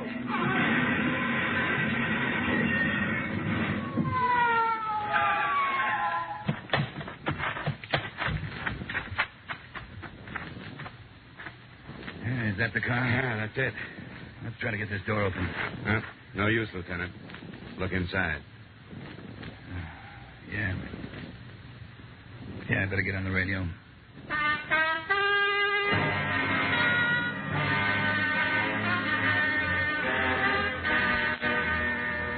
Expense account item 7, another cab fare, $4 from my hotel to the Jesse Frederica mission.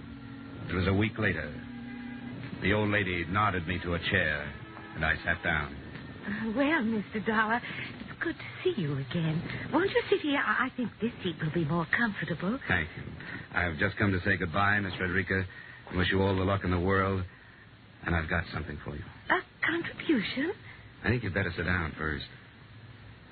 Miss Frederica, I wish I could have the pleasure of giving checks like these to people like you more often. And don't try to count the zeros. 1,150,000. Oh, Mr. Dollor. It's from a guy named Harold Tranham. It's his way of giving back about 5% of what he should never have taken. I can't believe it. How did it happen? He named the Jesse Frederica Rescue Mission as a second beneficiary, and the first beneficiary is dead. Please excuse me, Mr. Dollor. I think I'm going to cry.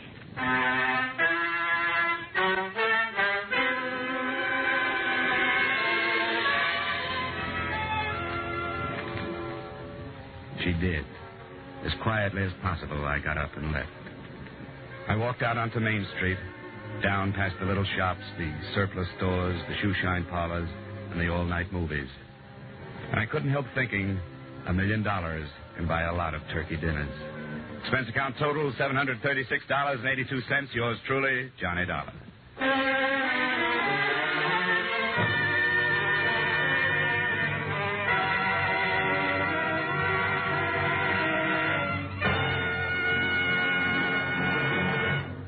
Yours truly, Johnny Dollar, stars Edmund O'Brien in the title role and is written by Gil Dowd and David Ellis with music composed and conducted by Leith Stevens.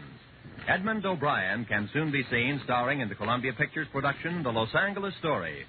Featured in tonight's cast were James Eagles, Ted Osborne, Ed Max, Gloria Blondell, Raymond Burr, Ida Reese-Marin, and Junius Matthews. Yours truly, Johnny Dollar, is produced and directed by Jaime Del Valle. Join us again next week when, from Hollywood, Edmund O'Brien returns in another transcribed adventure of Yours truly, Johnny Dollar.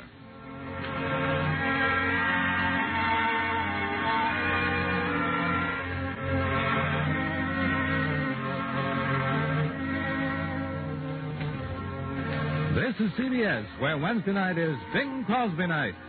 The Columbia Broadcasting System.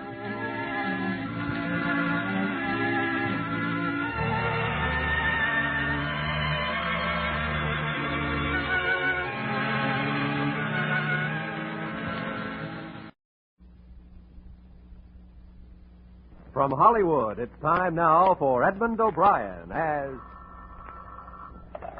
Johnny Dollar. My name is Edward Hawley. I represent the East Coast Underwriters Association of America. Yes?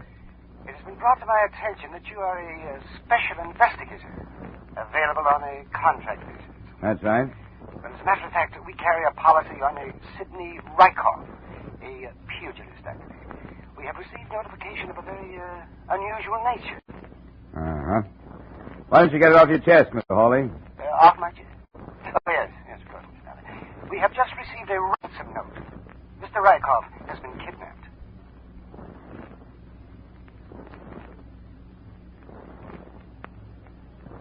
Edmund O'Brien, another transcribed adventure of the man with the action-packed expense account, America's fabulous freelance insurance investigator. Yours truly, Johnny Dollar.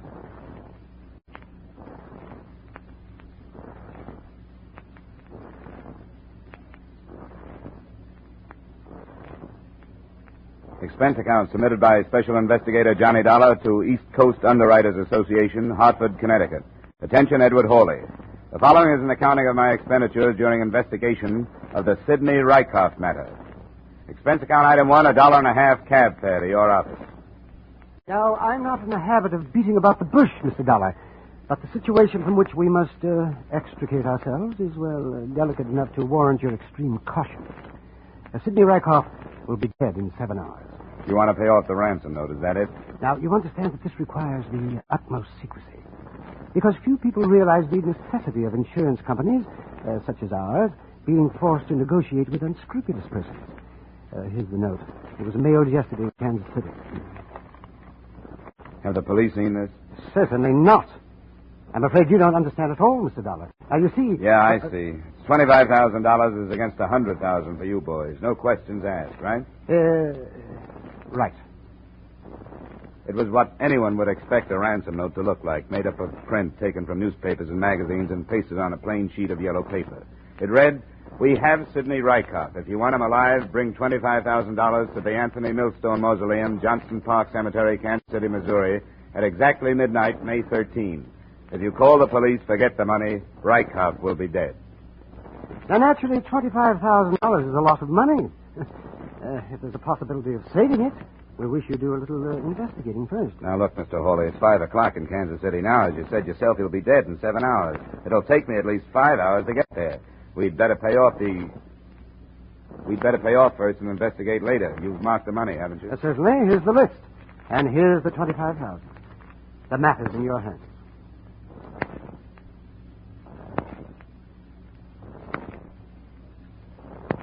Expense account item 2, $453 in advance for charter plane.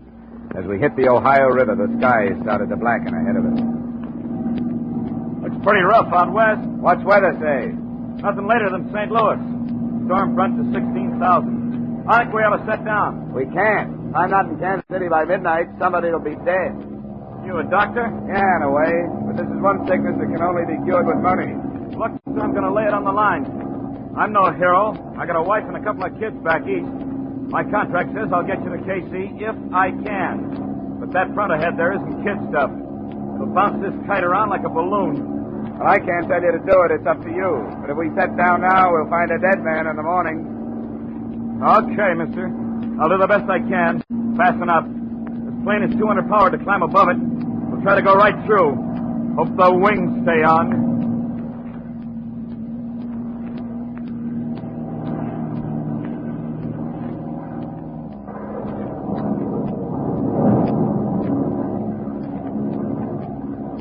What was left of us coasted into Kansas City at 11:40. Expense account item 3, an extra 100 for a pretty good pilot. Expense account item 4, $3 transportation to Johnston Park Cemetery. The driver took my money and scooted off fast. I found the right mausoleum at the edge of the park. I looked at my watch. It was 3 minutes to 12. I'm supposed to meet somebody here. What for? It's a financial matter. You can conduct your business with me. Wait a minute. How do I know there won't be more business tomorrow? You don't. Where are you going to leave him? We'll let you know. Here you are. Thanks. See you around.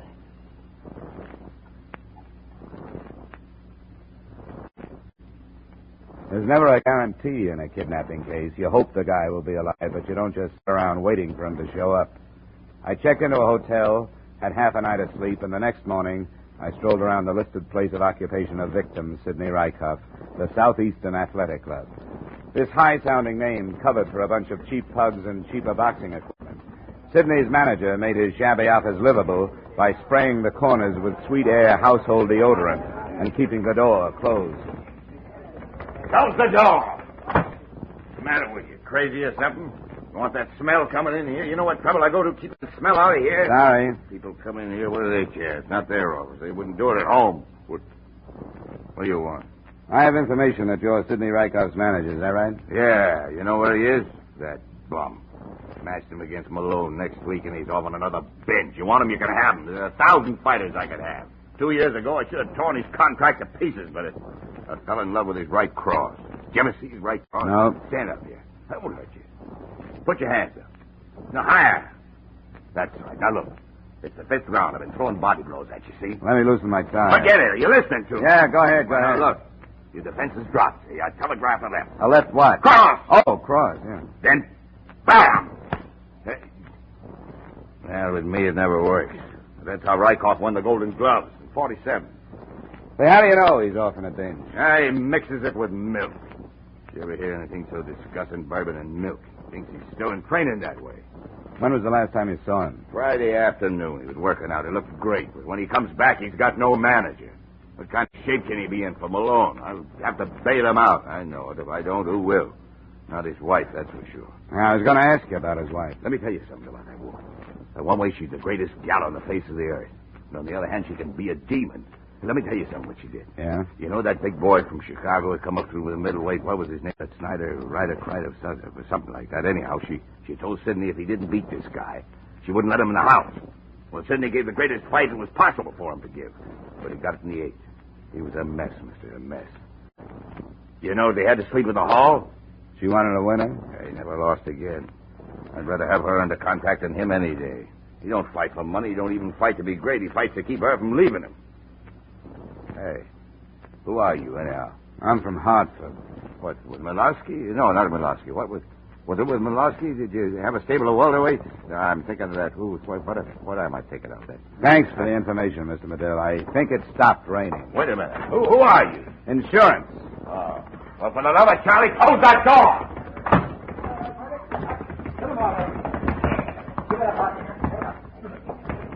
Say, I hear you're nosing around about Sidney Rykoff. I've been losing a lot of money on him. What makes you think I want to know anything about him? Quit it, will you? I listen to doors. You found out anything? About what? About his disappearance. Who said he disappeared? He ain't been around. He disappeared. Some people think he went off in a binge. Nah, it ain't his cycle. He had his last binge in March. He ain't due again till September. You a friend of his? Allow me. My name is Al Barsumian. I handle wages. Where do you think Rykoff is? I don't know, but the longer he stays there, the better I like it. The betting ain't good when he's around. Why's that? He's erratic. Sometimes he wins in the 8th and sometimes in the 10th. Well, that's the way it goes. Wife still live in the same place? Yeah, just follow the broken glass. I didn't get on the trail of the busted gin bottles until about 11 that night. I knocked at her door and she yelled, "Come in," from the kitchen. She was sitting at the table in a soup-stained kimono, peeling the polish off her fingernails. Sit down. Or just throw them stockings on the floor. You drink? Not right now, thanks. I'm an insurance investigator, Hartford, Connecticut. When did you see your husband last? Oh, Sidney, he comes home when he feels like it. Why? Something happened to him? I think you ought to know, Mrs. Rykoff. Your husband has been kidnapped. The company I'm working for received a ransom note. I paid somebody $25,000 last night to get him back. $25,000? Sidney? Gary Medill, his manager, took out a $100,000 insurance policy on him. Would you throw me that bottle? Who'd know about that policy? $25,000 for Sidney. The papers know about this yet? Hey, I gotta get fixed up for the reporters. I look like a perfect slob. Nobody knows about it but you and the insurance company. Now, how about giving me some answers? Why, so I can get him back? What do I want to get him around here for? Who'd know about that policy, Mrs. Rykoff? Besides Medill, I don't know, but he's Gabby. Who did you pay that $25,000 to? Well, the man that gave it to me didn't give me his name. Wait a minute. If that bum walked out on me, if he picks up $25,000 by kidnapping himself, well, he can stay out. He's not getting back in.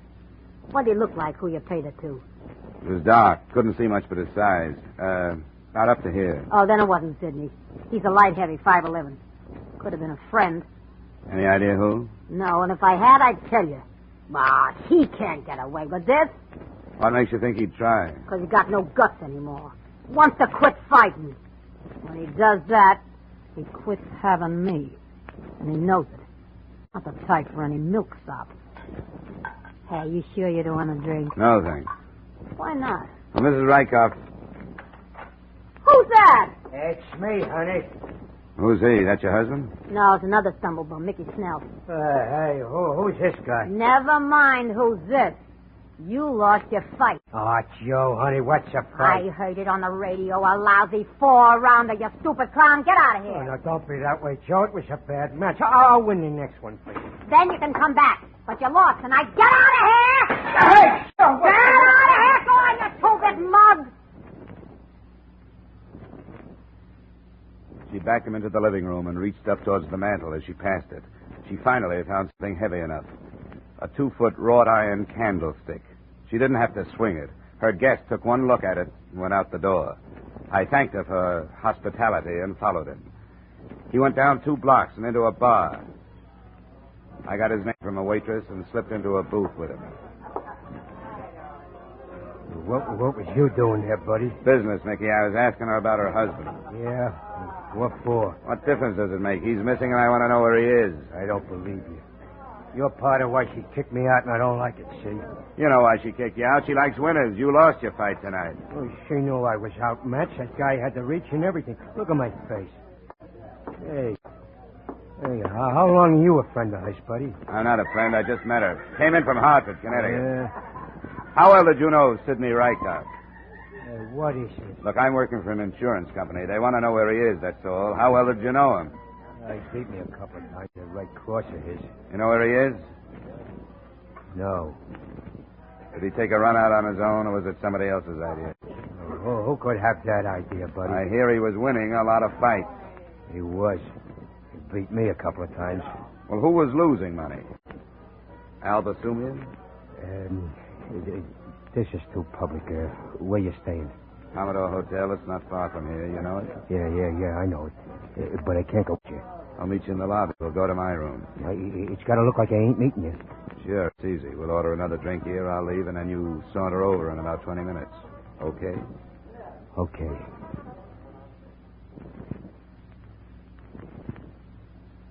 I pulled only one double cross on Mickey Snell. Instead of waiting in the hotel lobby for him, I waited outside the bar. He came out 20 minutes later, and I followed a quarter of a block behind him. I was half expecting him to make a wrong turn at the first corner, but he didn't. He stopped to wait for the traffic signal to change, and then stepped into the street.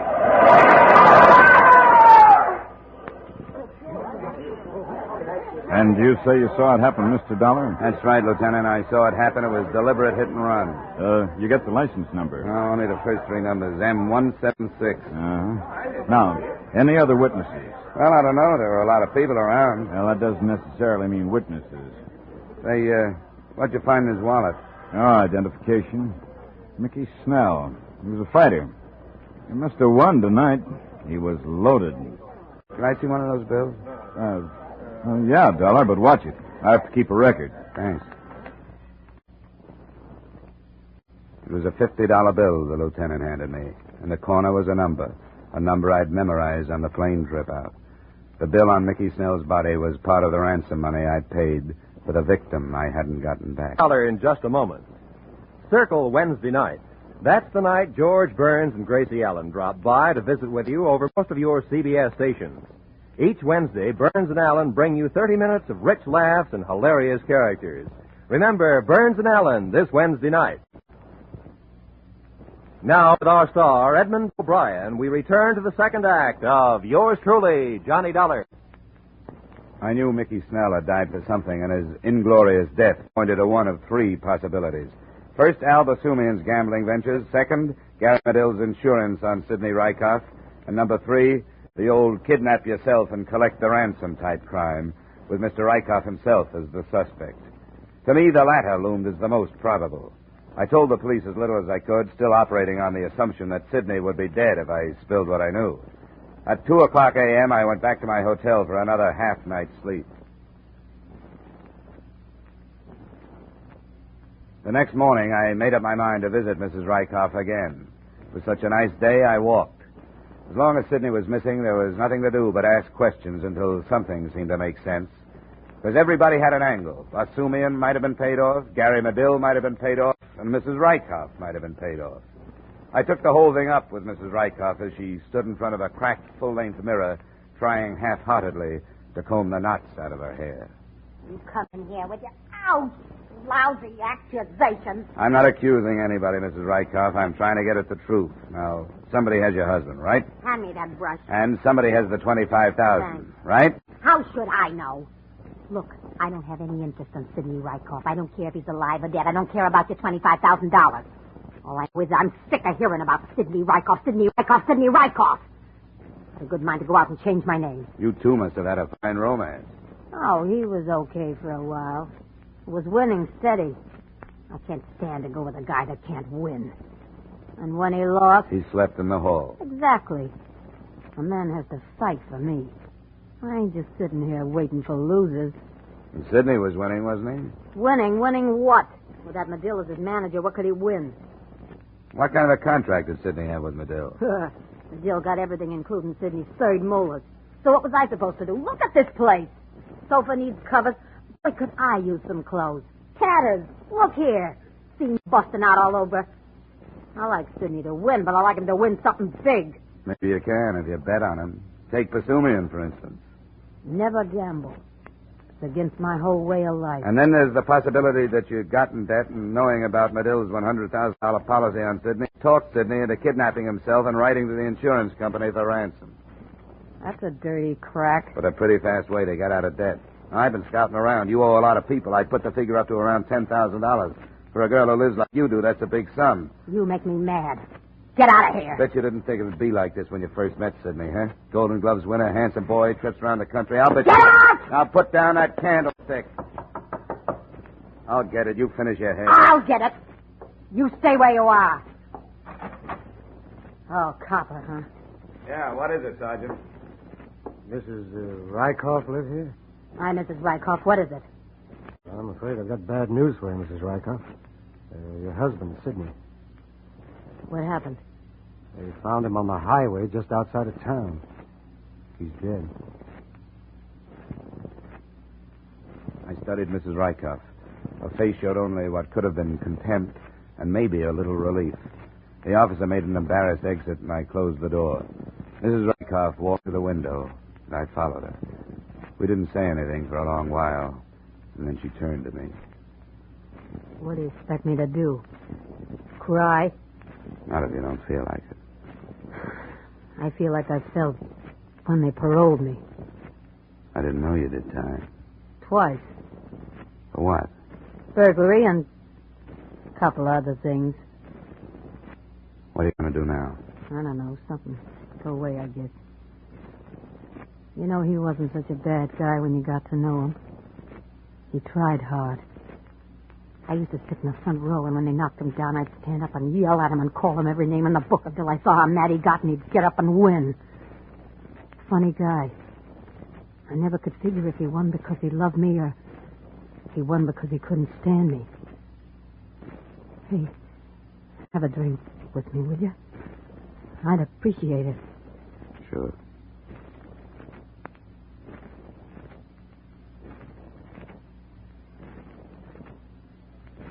Expense account item 5, $2.50 transportation. After toasting the remains of Sidney Rykoff in gin, I went down to the morgue and took a look at what was left of the Golden Gloves champ. His head had been bashed in with what the attendant described as a heavy instrument. The heavy instrument hadn't been found. They covered him up, and I went back to the hotel. It was still possible that Sidney had abducted himself, collected the money, then been killed for it by whoever he hired for the job. But then everything was possible. The more things happened, the more things were left in the dark. My head was spinning with Rykoffs and Meadows and Basumians, and the taste of that raw gin wouldn't go away.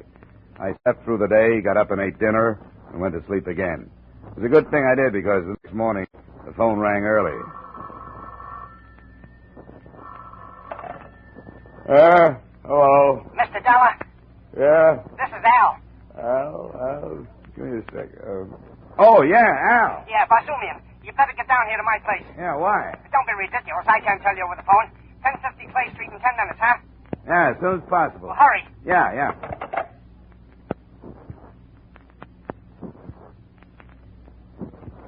Expense account item 6, $185 taxi fare to the brick bungalow of Mr. Al Basumian. I was surprised to find a man of such uncertain profession housed so well. He met me at the door in his bathrobe and without a word led me down the cellar stairs. He flicked on the light near the furnace and pointed mutely at something gold in a box of ashes. I lifted it out carefully. It was a golden statue of a boxer. The engraving read, Sidney Rykoff, 1947.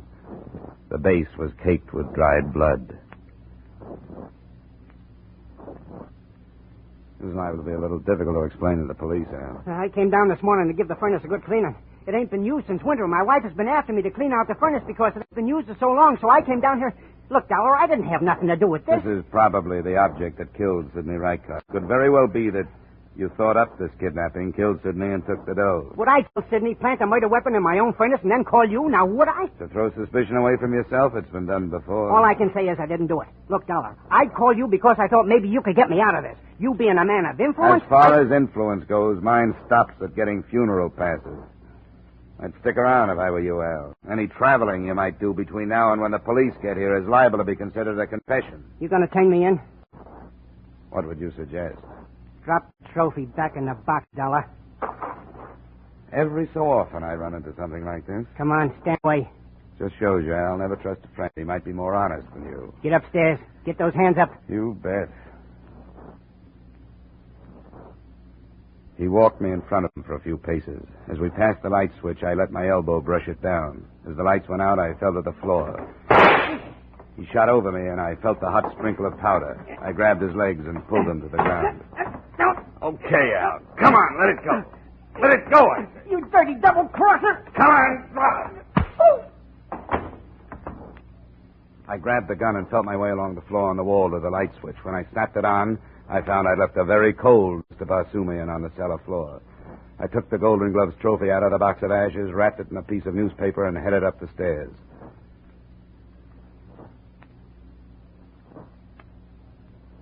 Expense account item 7, $2. Taxi fare again. To the police station? No.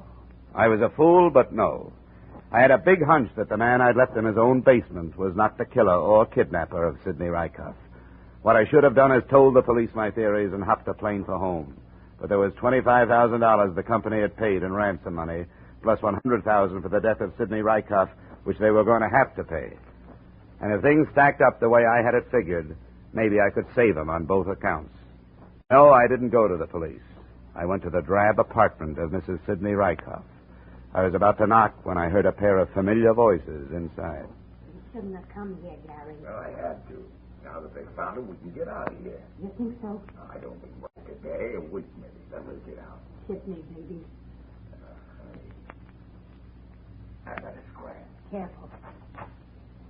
As he opened the door, I ducked around a corner of the hallway and flattened myself against the wall. Once he looked back. I saw him squinting into the shadows, and I wasn't sure whether he saw me or not. I waited till he was a good way down the street before I went to the drugstore and phoned for the law. I told the lieutenant in charge to give me 5 minutes alone with Mrs. Rykoff and then to take her away. He agreed, not knowing what was up. I went back up to Mrs. Rykoff's apartment. In the hallway, I quietly unwrapped the Golden Gloves trophy and stuffed the newspaper into my pocket. The door was open, just a crack. I opened it wider. There was no one in the living room. I squeezed inside and shut the door with care. I heard her pulling up window shades in the bedroom. I went over to the mantel. There was a round, clean spot in the center, and the trophy fitted right into it. Then I went over to the couch and sat down. I felt the comforting bulge of Basumian's gun in my pocket, and I lit a cigarette. She must have smelled the smoke. How did you get in here? You left the door open. You got a lot of nerve. You know, something's different about this room. You know that? You know, I can't put my finger on it, but there's something added. Maybe it's you. No, I mean in the way of furnishings. Hey, are those the same drapes you had in here before? Look, let's skip the interior decorator routine. Oh, no, please, it bothers me. Let's see, the sofa was over here, remember that? Chair was over there. Maybe it's something on a mantelpiece. What? Yeah, it's that thing. Hey! Where did that come from? I don't know, but it sure is pretty. Oh, I guess that's what Sidney won in the Golden Gloves, huh? Let's see that. No, stay away from there. Well, what's the fuss? It's just a trophy. You're pretty smart, aren't you? Well, it isn't going to do you any good. You better put that trophy back where it belongs, Mrs. Rykoff. You don't want to cave in my skull like you did your husband. Nobody's stopping us. Nobody. You must swing a pretty mean trophy, Mrs. Rykoff, but not today. Let go of me! Come on, give me that. No! That's better. You better stand over there near the door. Go on. This thing's loaded. Get him, Gary! Gary! Gary! Thanks, Lieutenant. Hi, Dollor. It all tied up nice. Al Basumian's gambling racket was looked into and cracked wide open. Mrs. Rykoff's confession read something like this. I killed him a week ago. I got mad at him. I picked up the trophy off the mantelpiece and killed him. I didn't mean to kill him. I called Gary, and he put the trophy in Al Basumian's furnace and got his boys to lug the body out to a place he had. They kept the body for a week and then put it on the highway after the insurance company paid the ransom. End of confession, end of affair, end of story. Expense account item 8, $203.54, air travel back to Hartford. Expense account total, $982.28. Yours truly, Johnny Dollar. Yours truly, Johnny Dollar, stars Edmund O'Brien in the title role and is written by Gil Dowd and David Ellis, with music composed and conducted by Leith Stevens. Edmund O'Brien can soon be seen starring in the Columbia Pictures production, The Los Angeles Story. Featured in our cast were Howard McNear, Howard Culver, Walter Burke, John McIntyre, Bill Gray, and Jeanette Nolan. Yours truly, Johnny Dollar, is produced and directed by Jaime Del Valle. Join us again next week at this time when Edmund O'Brien returns with another transcribed adventure of Yours truly, Johnny Dollar.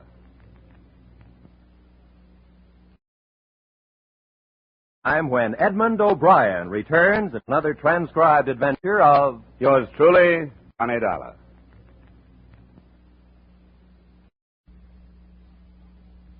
From Hollywood, it's time now for Edmund O'Brien as Johnny Dollar? The Ambassador Travel Agency calling back, Mr. Dollar. Oh, yeah. Your reservation to Bermuda has just been confirmed. Pan American, flight number 134. You'll leave LaGuardia at 10:30 a.m., arrive Kinley Field, Bermuda, 2:30 p.m. Got it? We'll send the tickets right over. It's been a pleasure to serve you, sir, and I hope you have an enjoyable stay in Bermuda. Is it a vacation? Well, hardly. I'm going down there to look up a dead man.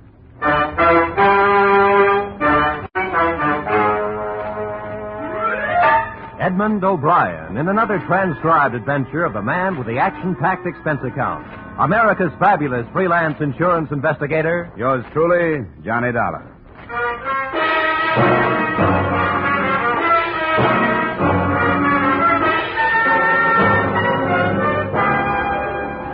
Expense account submitted by Special Investigator Johnny Dollar to Tri-State Life Insurance Company. Attention, Leland Scott, Chief Adjuster. The following is an accounting of my expenditures during investigation of the Earl Chadwick matter. Expense account item 1, $1.80. Cab fare to your Hartford office. The man has been seen alive, Dollar. I never was satisfied that he was dead. His boat, a small cruiser, was found wrecked, you know, but never a body. How long ago was that? A little over 4 years ago, 1945. He was declared dead in 1947 in appellate court, and we were forced to meet the claim of his widow, or his wife and accomplice, as it might seem now. Go ahead. Here's the lady that saw and spoke to him. Mrs. Marshall, this is Mr. Dollar. How do you do? Mrs. Marshall? Now, I want you to tell Mr. Dollar what you told me, Mrs. Marshall, if you will. Well, my husband and I had been in Bermuda for 3 days. Mrs. Marshall, explain that you knew Earl Chadwick before. Oh, yes, we knew him. Not too well, thank heaven. But well enough to be pointed out as friends of that embezzler. You know how people are. Embezzler, Mrs. Marshall? Oh, yes. There was attendant theft. He worked at the Monticello Loan Company in New York City. $30,000 disappeared at the same time he did. Police theory was that he wrecked his boat while attempting to leave with the money. Now, Mrs. Marshall, how you happened to see him? We've been there 3 days, and that night we went to this nightclub in Hamilton, slumming, so to speak. It's called the Port of Castile on the waterfront.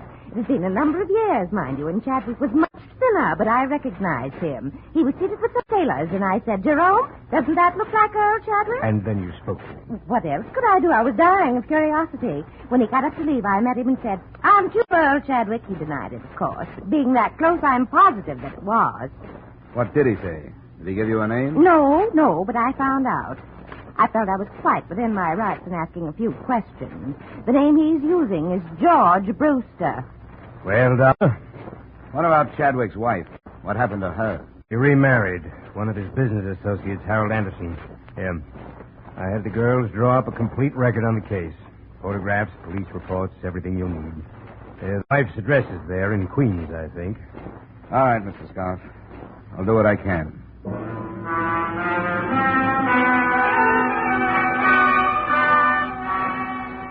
Expense account item 2. $250 plane ticket and miscellaneous expenses between Hartford and Bermuda. I drew an aisle seat and one of the worst hazards of air travel or any other kind of travel. I'll tell you something. It pays to study these places before you go to them. I've been out there before. Nothing teaches like experience. But before my first trip, I knew more about Bermuda than lots of the folks that live there, eh? Well, that's very interesting. Yes, sir. Quite a history. Spoiled now, though. People aren't worth anything anymore. Know what spoiled them? Tourists. Yeah, took away all their ambition. Turned them into a bunch of lazy beggars and horse traders. Don't farm anymore. Don't do anything but work the tourists. Now, I don't want to be a wet blanket, you understand? Oh, yeah. But keep an eye on your wallet. They'll strip you if you give them a chance. My business is farm tools. What's yours?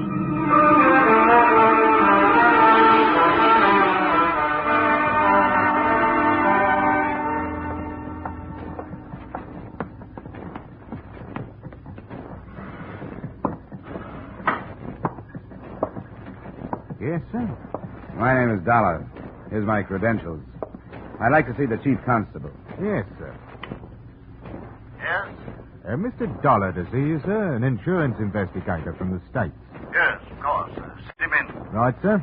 That door, Mr. Dollar. Thank you. Pleasure, Mr. Dollar. Your company cabled that you were coming. Sit down.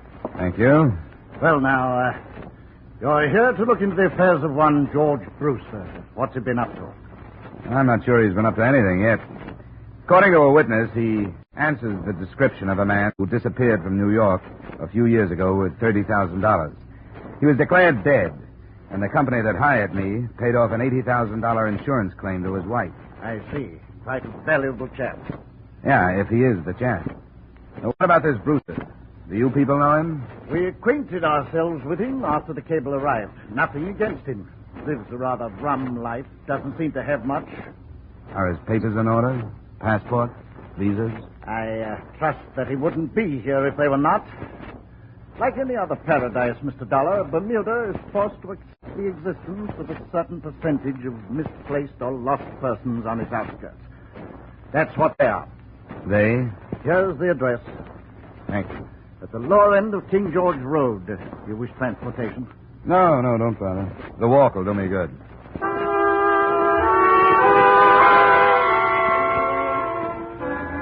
I decided against the King George Road address. Instead, I returned to my hotel, memorized the photographs of Earl Chadwick, subtracting a little weight from the somewhat flabby face. And that night, I found myself a table near the door at the port of Castile. I sat there, nursing a minimum of foul drinks. It was 10 o'clock before he came in and found standing space at the bar. George Brewster? Or Earl Chadwick? What's the matter with you? What is this? Well, I'm curious, too. How about coming over to my table? All right.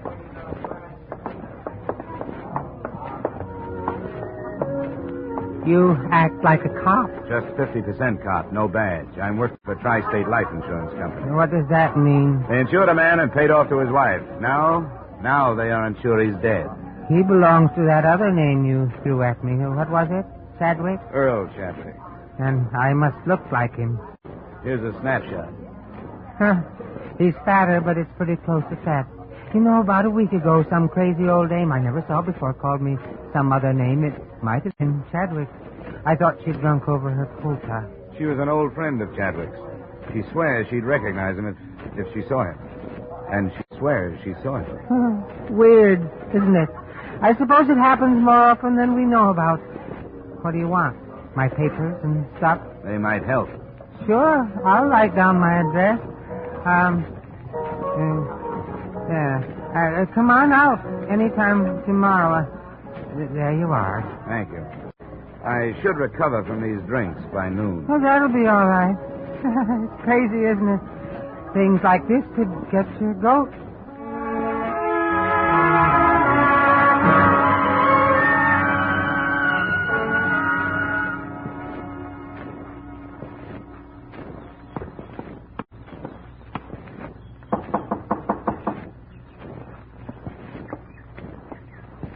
You the guy George was talking about last night? Probably. I'm Johnny Dollor. Is George here? No, he had to leave. He said you could come in. He said you could look at this stuff. Here's his passport and cards and things. How long have you known him? 2 years last month. Do you know where he came from? Never asked me where I came from. This guy, he looks like. You got a wife? Yeah. I want to take some of his personal things into town to check his prints against this passport. Shaving brush if he uses one, tubes, jars, anything. Do you think he's the guy? I'll have to find out. Never mind. You told me you were going. The prince would check against the passport, but it wouldn't make any difference. Now that it's started, why stretch it out? Why not make it easy? George? No, Earl. I'd almost forgotten. Earl, where can we talk? I've got a hotel room. The statement he made filled in most of the blanks in the case. 1, his wife was to have met him in Mexico City, but hadn't. 2, most of the stolen funds had gone to his wife to keep her going until she collected the insurance. So she got married. I didn't know that. She told me to wait, and I did. Grace married. We can leave for the States Grace anytime and you're ready. Harold. Huh? Oh, I can be ready anytime you say. All I have to do is pack a few things and say goodbye to Fran.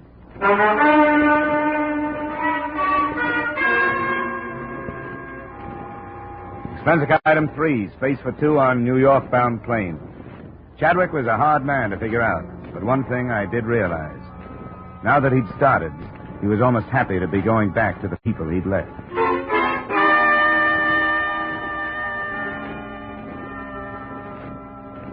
We arrived in the evening, and the next morning, I was told when I telephoned that Mrs. Grace Chadwick Anderson and her husband were at home and would receive me. Oh, good morning. Hello, Grace. Harold. I beg your pardon? I understand, Harold. This must be the man that Mrs. Marshall phoned about. You know, the one in Bermuda. Oh, come now, Grace. That's no good. Who are you, anyway? Mr. Dollor, for what purpose did you and this man come here? I brought him here so you could identify him as your missing husband. That's idiotic. There is the faintest resemblance, yes, but that's all. What do you have in mind, Mr. Dollar? Now, no crude extortion attempt like this will get you anything but arrest. I knew Earl Chadwick, and I'll swear under oath that this man is not he. I should think you would, Harold. Who are you? Where did you learn my name? Get him out of here. Why? Why not talk over old times, Grace? Wait a minute. All right, Mrs. Anderson, Mr. Anderson. I'm sorry I've taken up your time. Come on. Dollar, what's the matter? You too? Come on. I'm sorry, dear. I know it sounds bad for you. Who do you think I am? I asked you, who do you think I am? That doesn't count. You're legally dead. What about your parents? They're dead. But I have friends or people that knew me. They're no good. If your wife won't identify you, they're no good. You work for a loan company. They must have your prints. I took them from the files and destroyed them when I left. How are your teeth? What? Teeth. Who is your dentist here in town? Dr. Field. It's been so long. Dr. Homerfield. Drake, Professional Building, Manhattan. He'll still have your x-rays on file. They're as good as fingerprints. Go there this morning. Don't use your name. Give him your other name, George Brewster. Have a new set of x-rays taken. I'll do the rest. All right. Hold it. Now, look, I don't have to hire somebody to follow you, do I? No. Oh, no. Not after I've seen them. You don't have to worry about my going anyplace.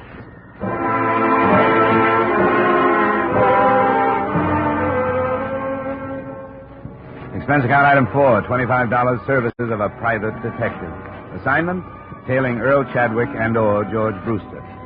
At 1 o'clock, he had left the dentist's office and gone to his hotel room. At 3, he was still there. And at 4:30, I arrived in the office of Dr. Homer Field. Brewster? Oh, yes. His x-rays have come through. They're on the clamps. Don't touch them, please. What is your interest? Police identification. Oh, yes. We're always happy to cooperate. Thank you. Now, how about digging in your files for the x-rays on a patient named Chadwick? Earl Chadwick. We'd be glad to. Chadwick.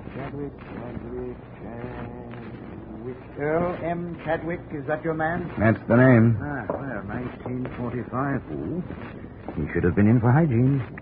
Those pictures, how do they compare with this new set? Brewster. Well, let's have a look. There's malocclusion, lower bicuspid, impacted third molar. Erosion inlay, very interesting. You mean they're the same in both sets of pictures? No, definitely not. Oh. But a man's mouth could change since 1945, couldn't it? Yes, it could, especially with neglect, but that would never cause a man to grow new teeth. Now, you see here, Brewster has one more incisor than Chadwick. The whole character of the mouth is different, I see. Yeah. I see. It's different, all right. Definitely. These two men would not look even think alike.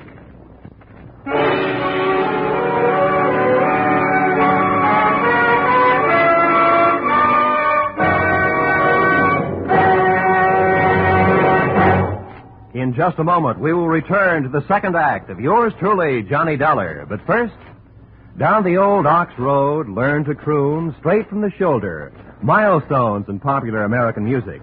Milestones in the career of one of America's favorite troubadours, Bing Crosby. This Wednesday night, over most of these same CBS stations, you're invited to hear the Bing Crosby Show. Bing Crosby with the music of John Scott Trotter, with the Rhythmaires, with Ken Carpenter. Here's the show designed for the whole family. A pleasant and diverting mixture of music and merriment, guided by the one and only Bing Crosby. Plan now to hear the Bing Crosby Show this Wednesday night on CBS. And now with our star, Edmund O'Brien, we return to the second act of yours truly, Johnny Dollar.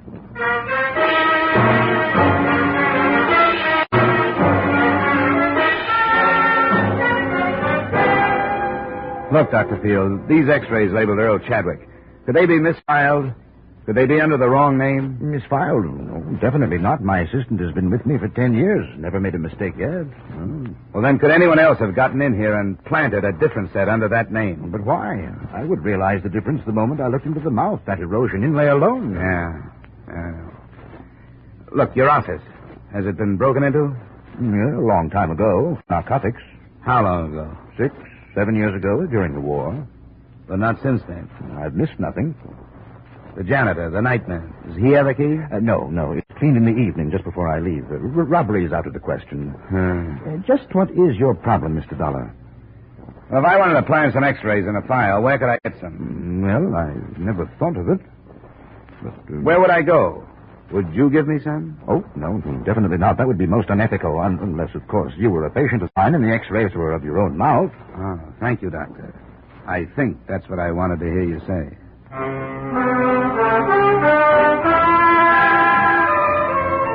Before dark, I made 2 more stops, searching for something to help me prove that Earl Chadwick was alive, if he was. The Hall of Records had nothing but a couple of certificates on him. One recorded his birth, the other recorded his death. I checked the wanted file at police headquarters. They had checked him out in 47 when the court had pronounced him dead. On my way out of there, I made 2 phone calls.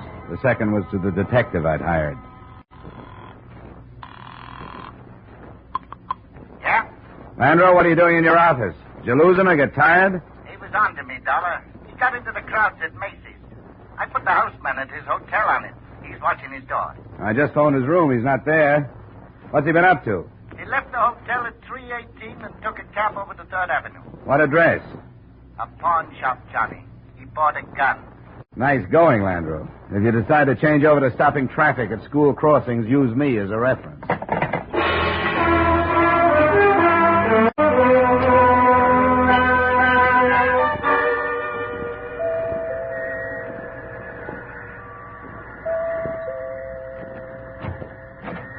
Where's your husband, Miss Anderson? He's here, but he Come on, doesn't... I want to talk to you both. You have no right to be barging. Where is he? What is it, Grace? Oh, it's you again. That's right. He forced his way into the house. Make him get out, Harold. I will if I have to. Now, look here. I don't know what that imposter has told you, and I don't care. If you choose to believe his lies, that's your business. And a sorry business it is. But I will not allow my wife and my home to be upset by his schemes any longer. Are you through? No, not quite.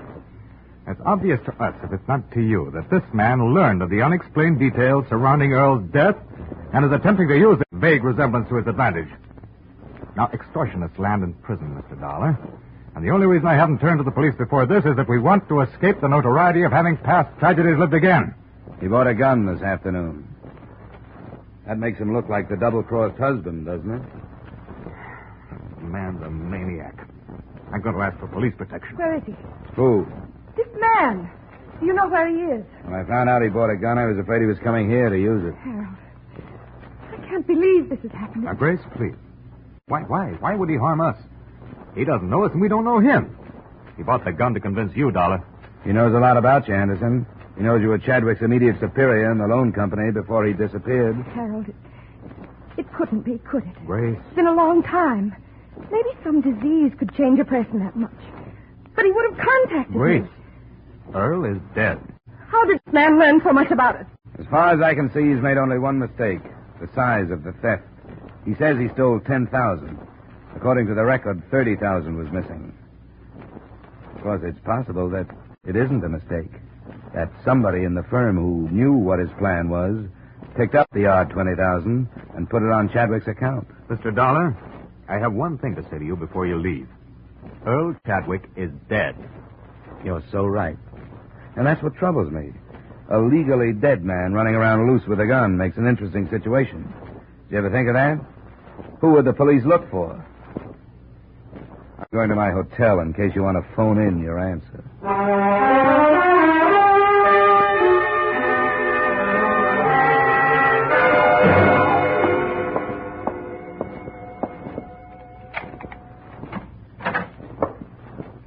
Where have you been, Chadwick? Right here. The maid let me in. What's the idea? I was scared somebody was following me. I got the feeling they hired somebody to get rid of me. No. Why not? They haven't thought of that yet. Give me the gun. I need it. Come on, where is it? Never mind. Get away from me. Come on, where are you carrying? Hey, How did you know I had it? What were you going to do with it? I told you I was scared. You thought I was going to kill them? The idea crossed my mind. No. What good would that do? How should I know what's going on in that head of yours? Why'd you come back then? Just to get things straightened out. You wouldn't have had to. I haven't found a way to prove who you are. Oh, I knew I didn't have to come back. But everything was stagnant. Being George Brewster was dull. I thought that's what I wanted. A new identity, even without Grace. But I guess nobody's ever satisfied. And when you have a choice of who you want to be, then it's really hard. What about the x-rays? No good. The set under Chadwick didn't match the one you had taken today. They had to. They made a switch with somebody else's, probably Anderson's. It's an easy office to enter. Probably hired a cat burglar. Nothing at the Hall of Records, nothing at police headquarters. You're dead.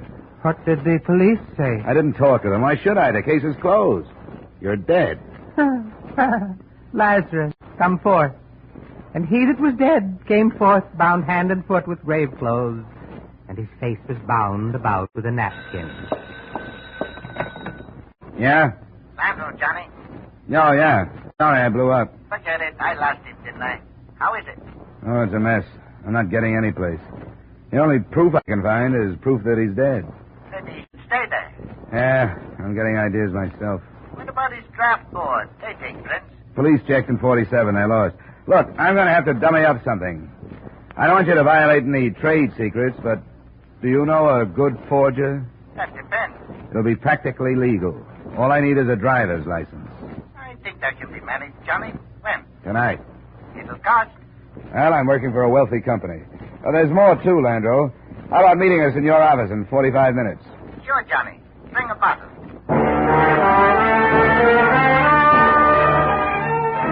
Expense account item 5, $500, one bogus 1947 driver's license complete with Chadwick's thumbprint. By 10 p.m., we were back in Landro's office. Johnny, how desperate is this, Anderson? Desperate enough to welcome a nice, fast deal. Don't quote a price unless you have to. Just get him down here. Why anybody goes through all this to make prison?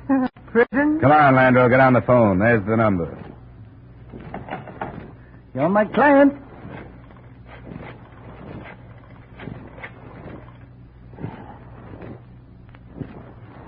Mr. Harold Anderson, I'll be blunt.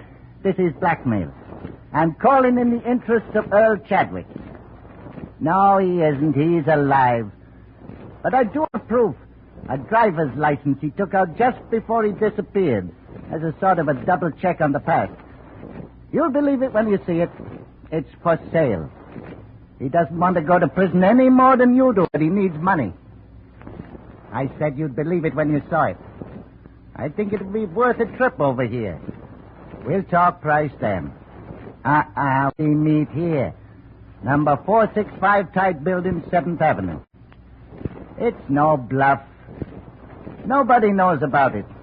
I'll be alone. He doesn't believe it. When'll he be here? He said 45 minutes. Good. Now, don't make the price too high. Set up a meeting with him tomorrow, and we'll have the police here. Well, step forth, Lazarus. Empty the ashtrays, Landro. Looks like 3 men have been here. He arrived at 11:30. Chadwick and I, in an adjoining room with the door cracked, watched his wary entrance. Who are you? The name is on the door. Landro. You work under a license issued by the state of New York. Sometimes, but the license isn't important tonight. You won't make any trouble. Sit down. Well, Landro? Here it is. Just look. Name, a serial number, a date, a signature, and a thumbprint. Where is he? He'll phone me in the morning. Well, where's the man from the insurance company? Looking for Chadwick. He doesn't know about this yet. Why has he waited this long? He didn't know everything that had happened. You and his wife. The money you made on it. What's the price? Well, as he put it to me, it ought to be figured from the 20 grand you took and the advance you've made in the company the last few years. How much? He'd like to start at 15,000. It would take a while. 5,000 tomorrow, say around noon. And the other 10 within a week. That's when you get the license. Well, it would have to be later than noon tomorrow, but I brought $1,500 with me. That's the deal. All right. I'll give it to you. Hey, watch it. Don't do it. Anderson. Wait, Dollar. Landro, down. Landro. I'm all right. Chadwick.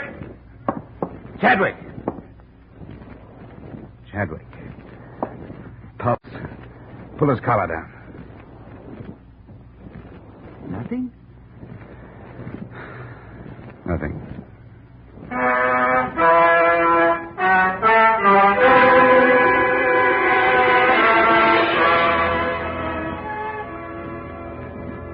I don't know what your company can do about it now. Both Mr. and Mrs. Anderson gave statements to the police that same night, confessing their contribution to the original crime. You'll have a hard time prying Harold Anderson loose from the clutches of the state, which is working on a murder indictment for him. About the wife, Grace, I don't know. If she's not found guilty as an accessory, I'd be happy to appear as a witness if she's brought to trial on fraud charges. As for my part in it, I'm not proud of myself, but I was hired to find a dead man, and I finally found one, just before he lived. Expense account total, $1,575.30. Yours truly, Johnny Dollar.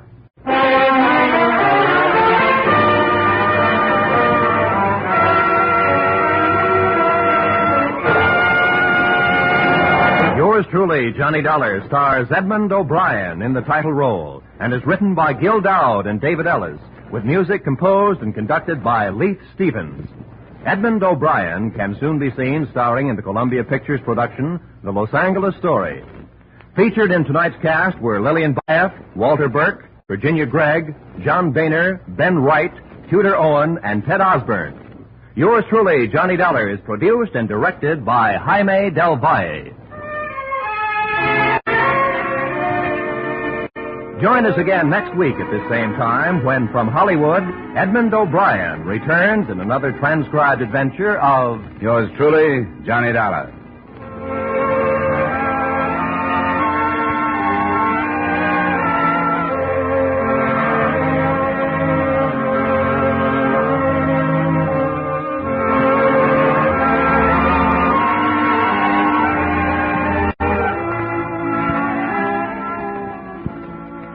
Every Wednesday night, CBS brings you Groucho Marx with his brilliant quiz, You Bet Your Life.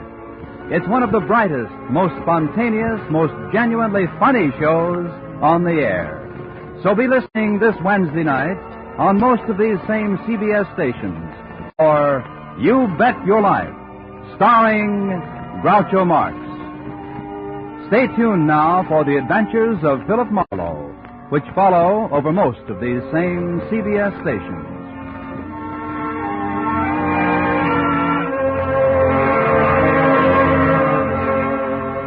This is CBS, the Columbia Broadcasting System.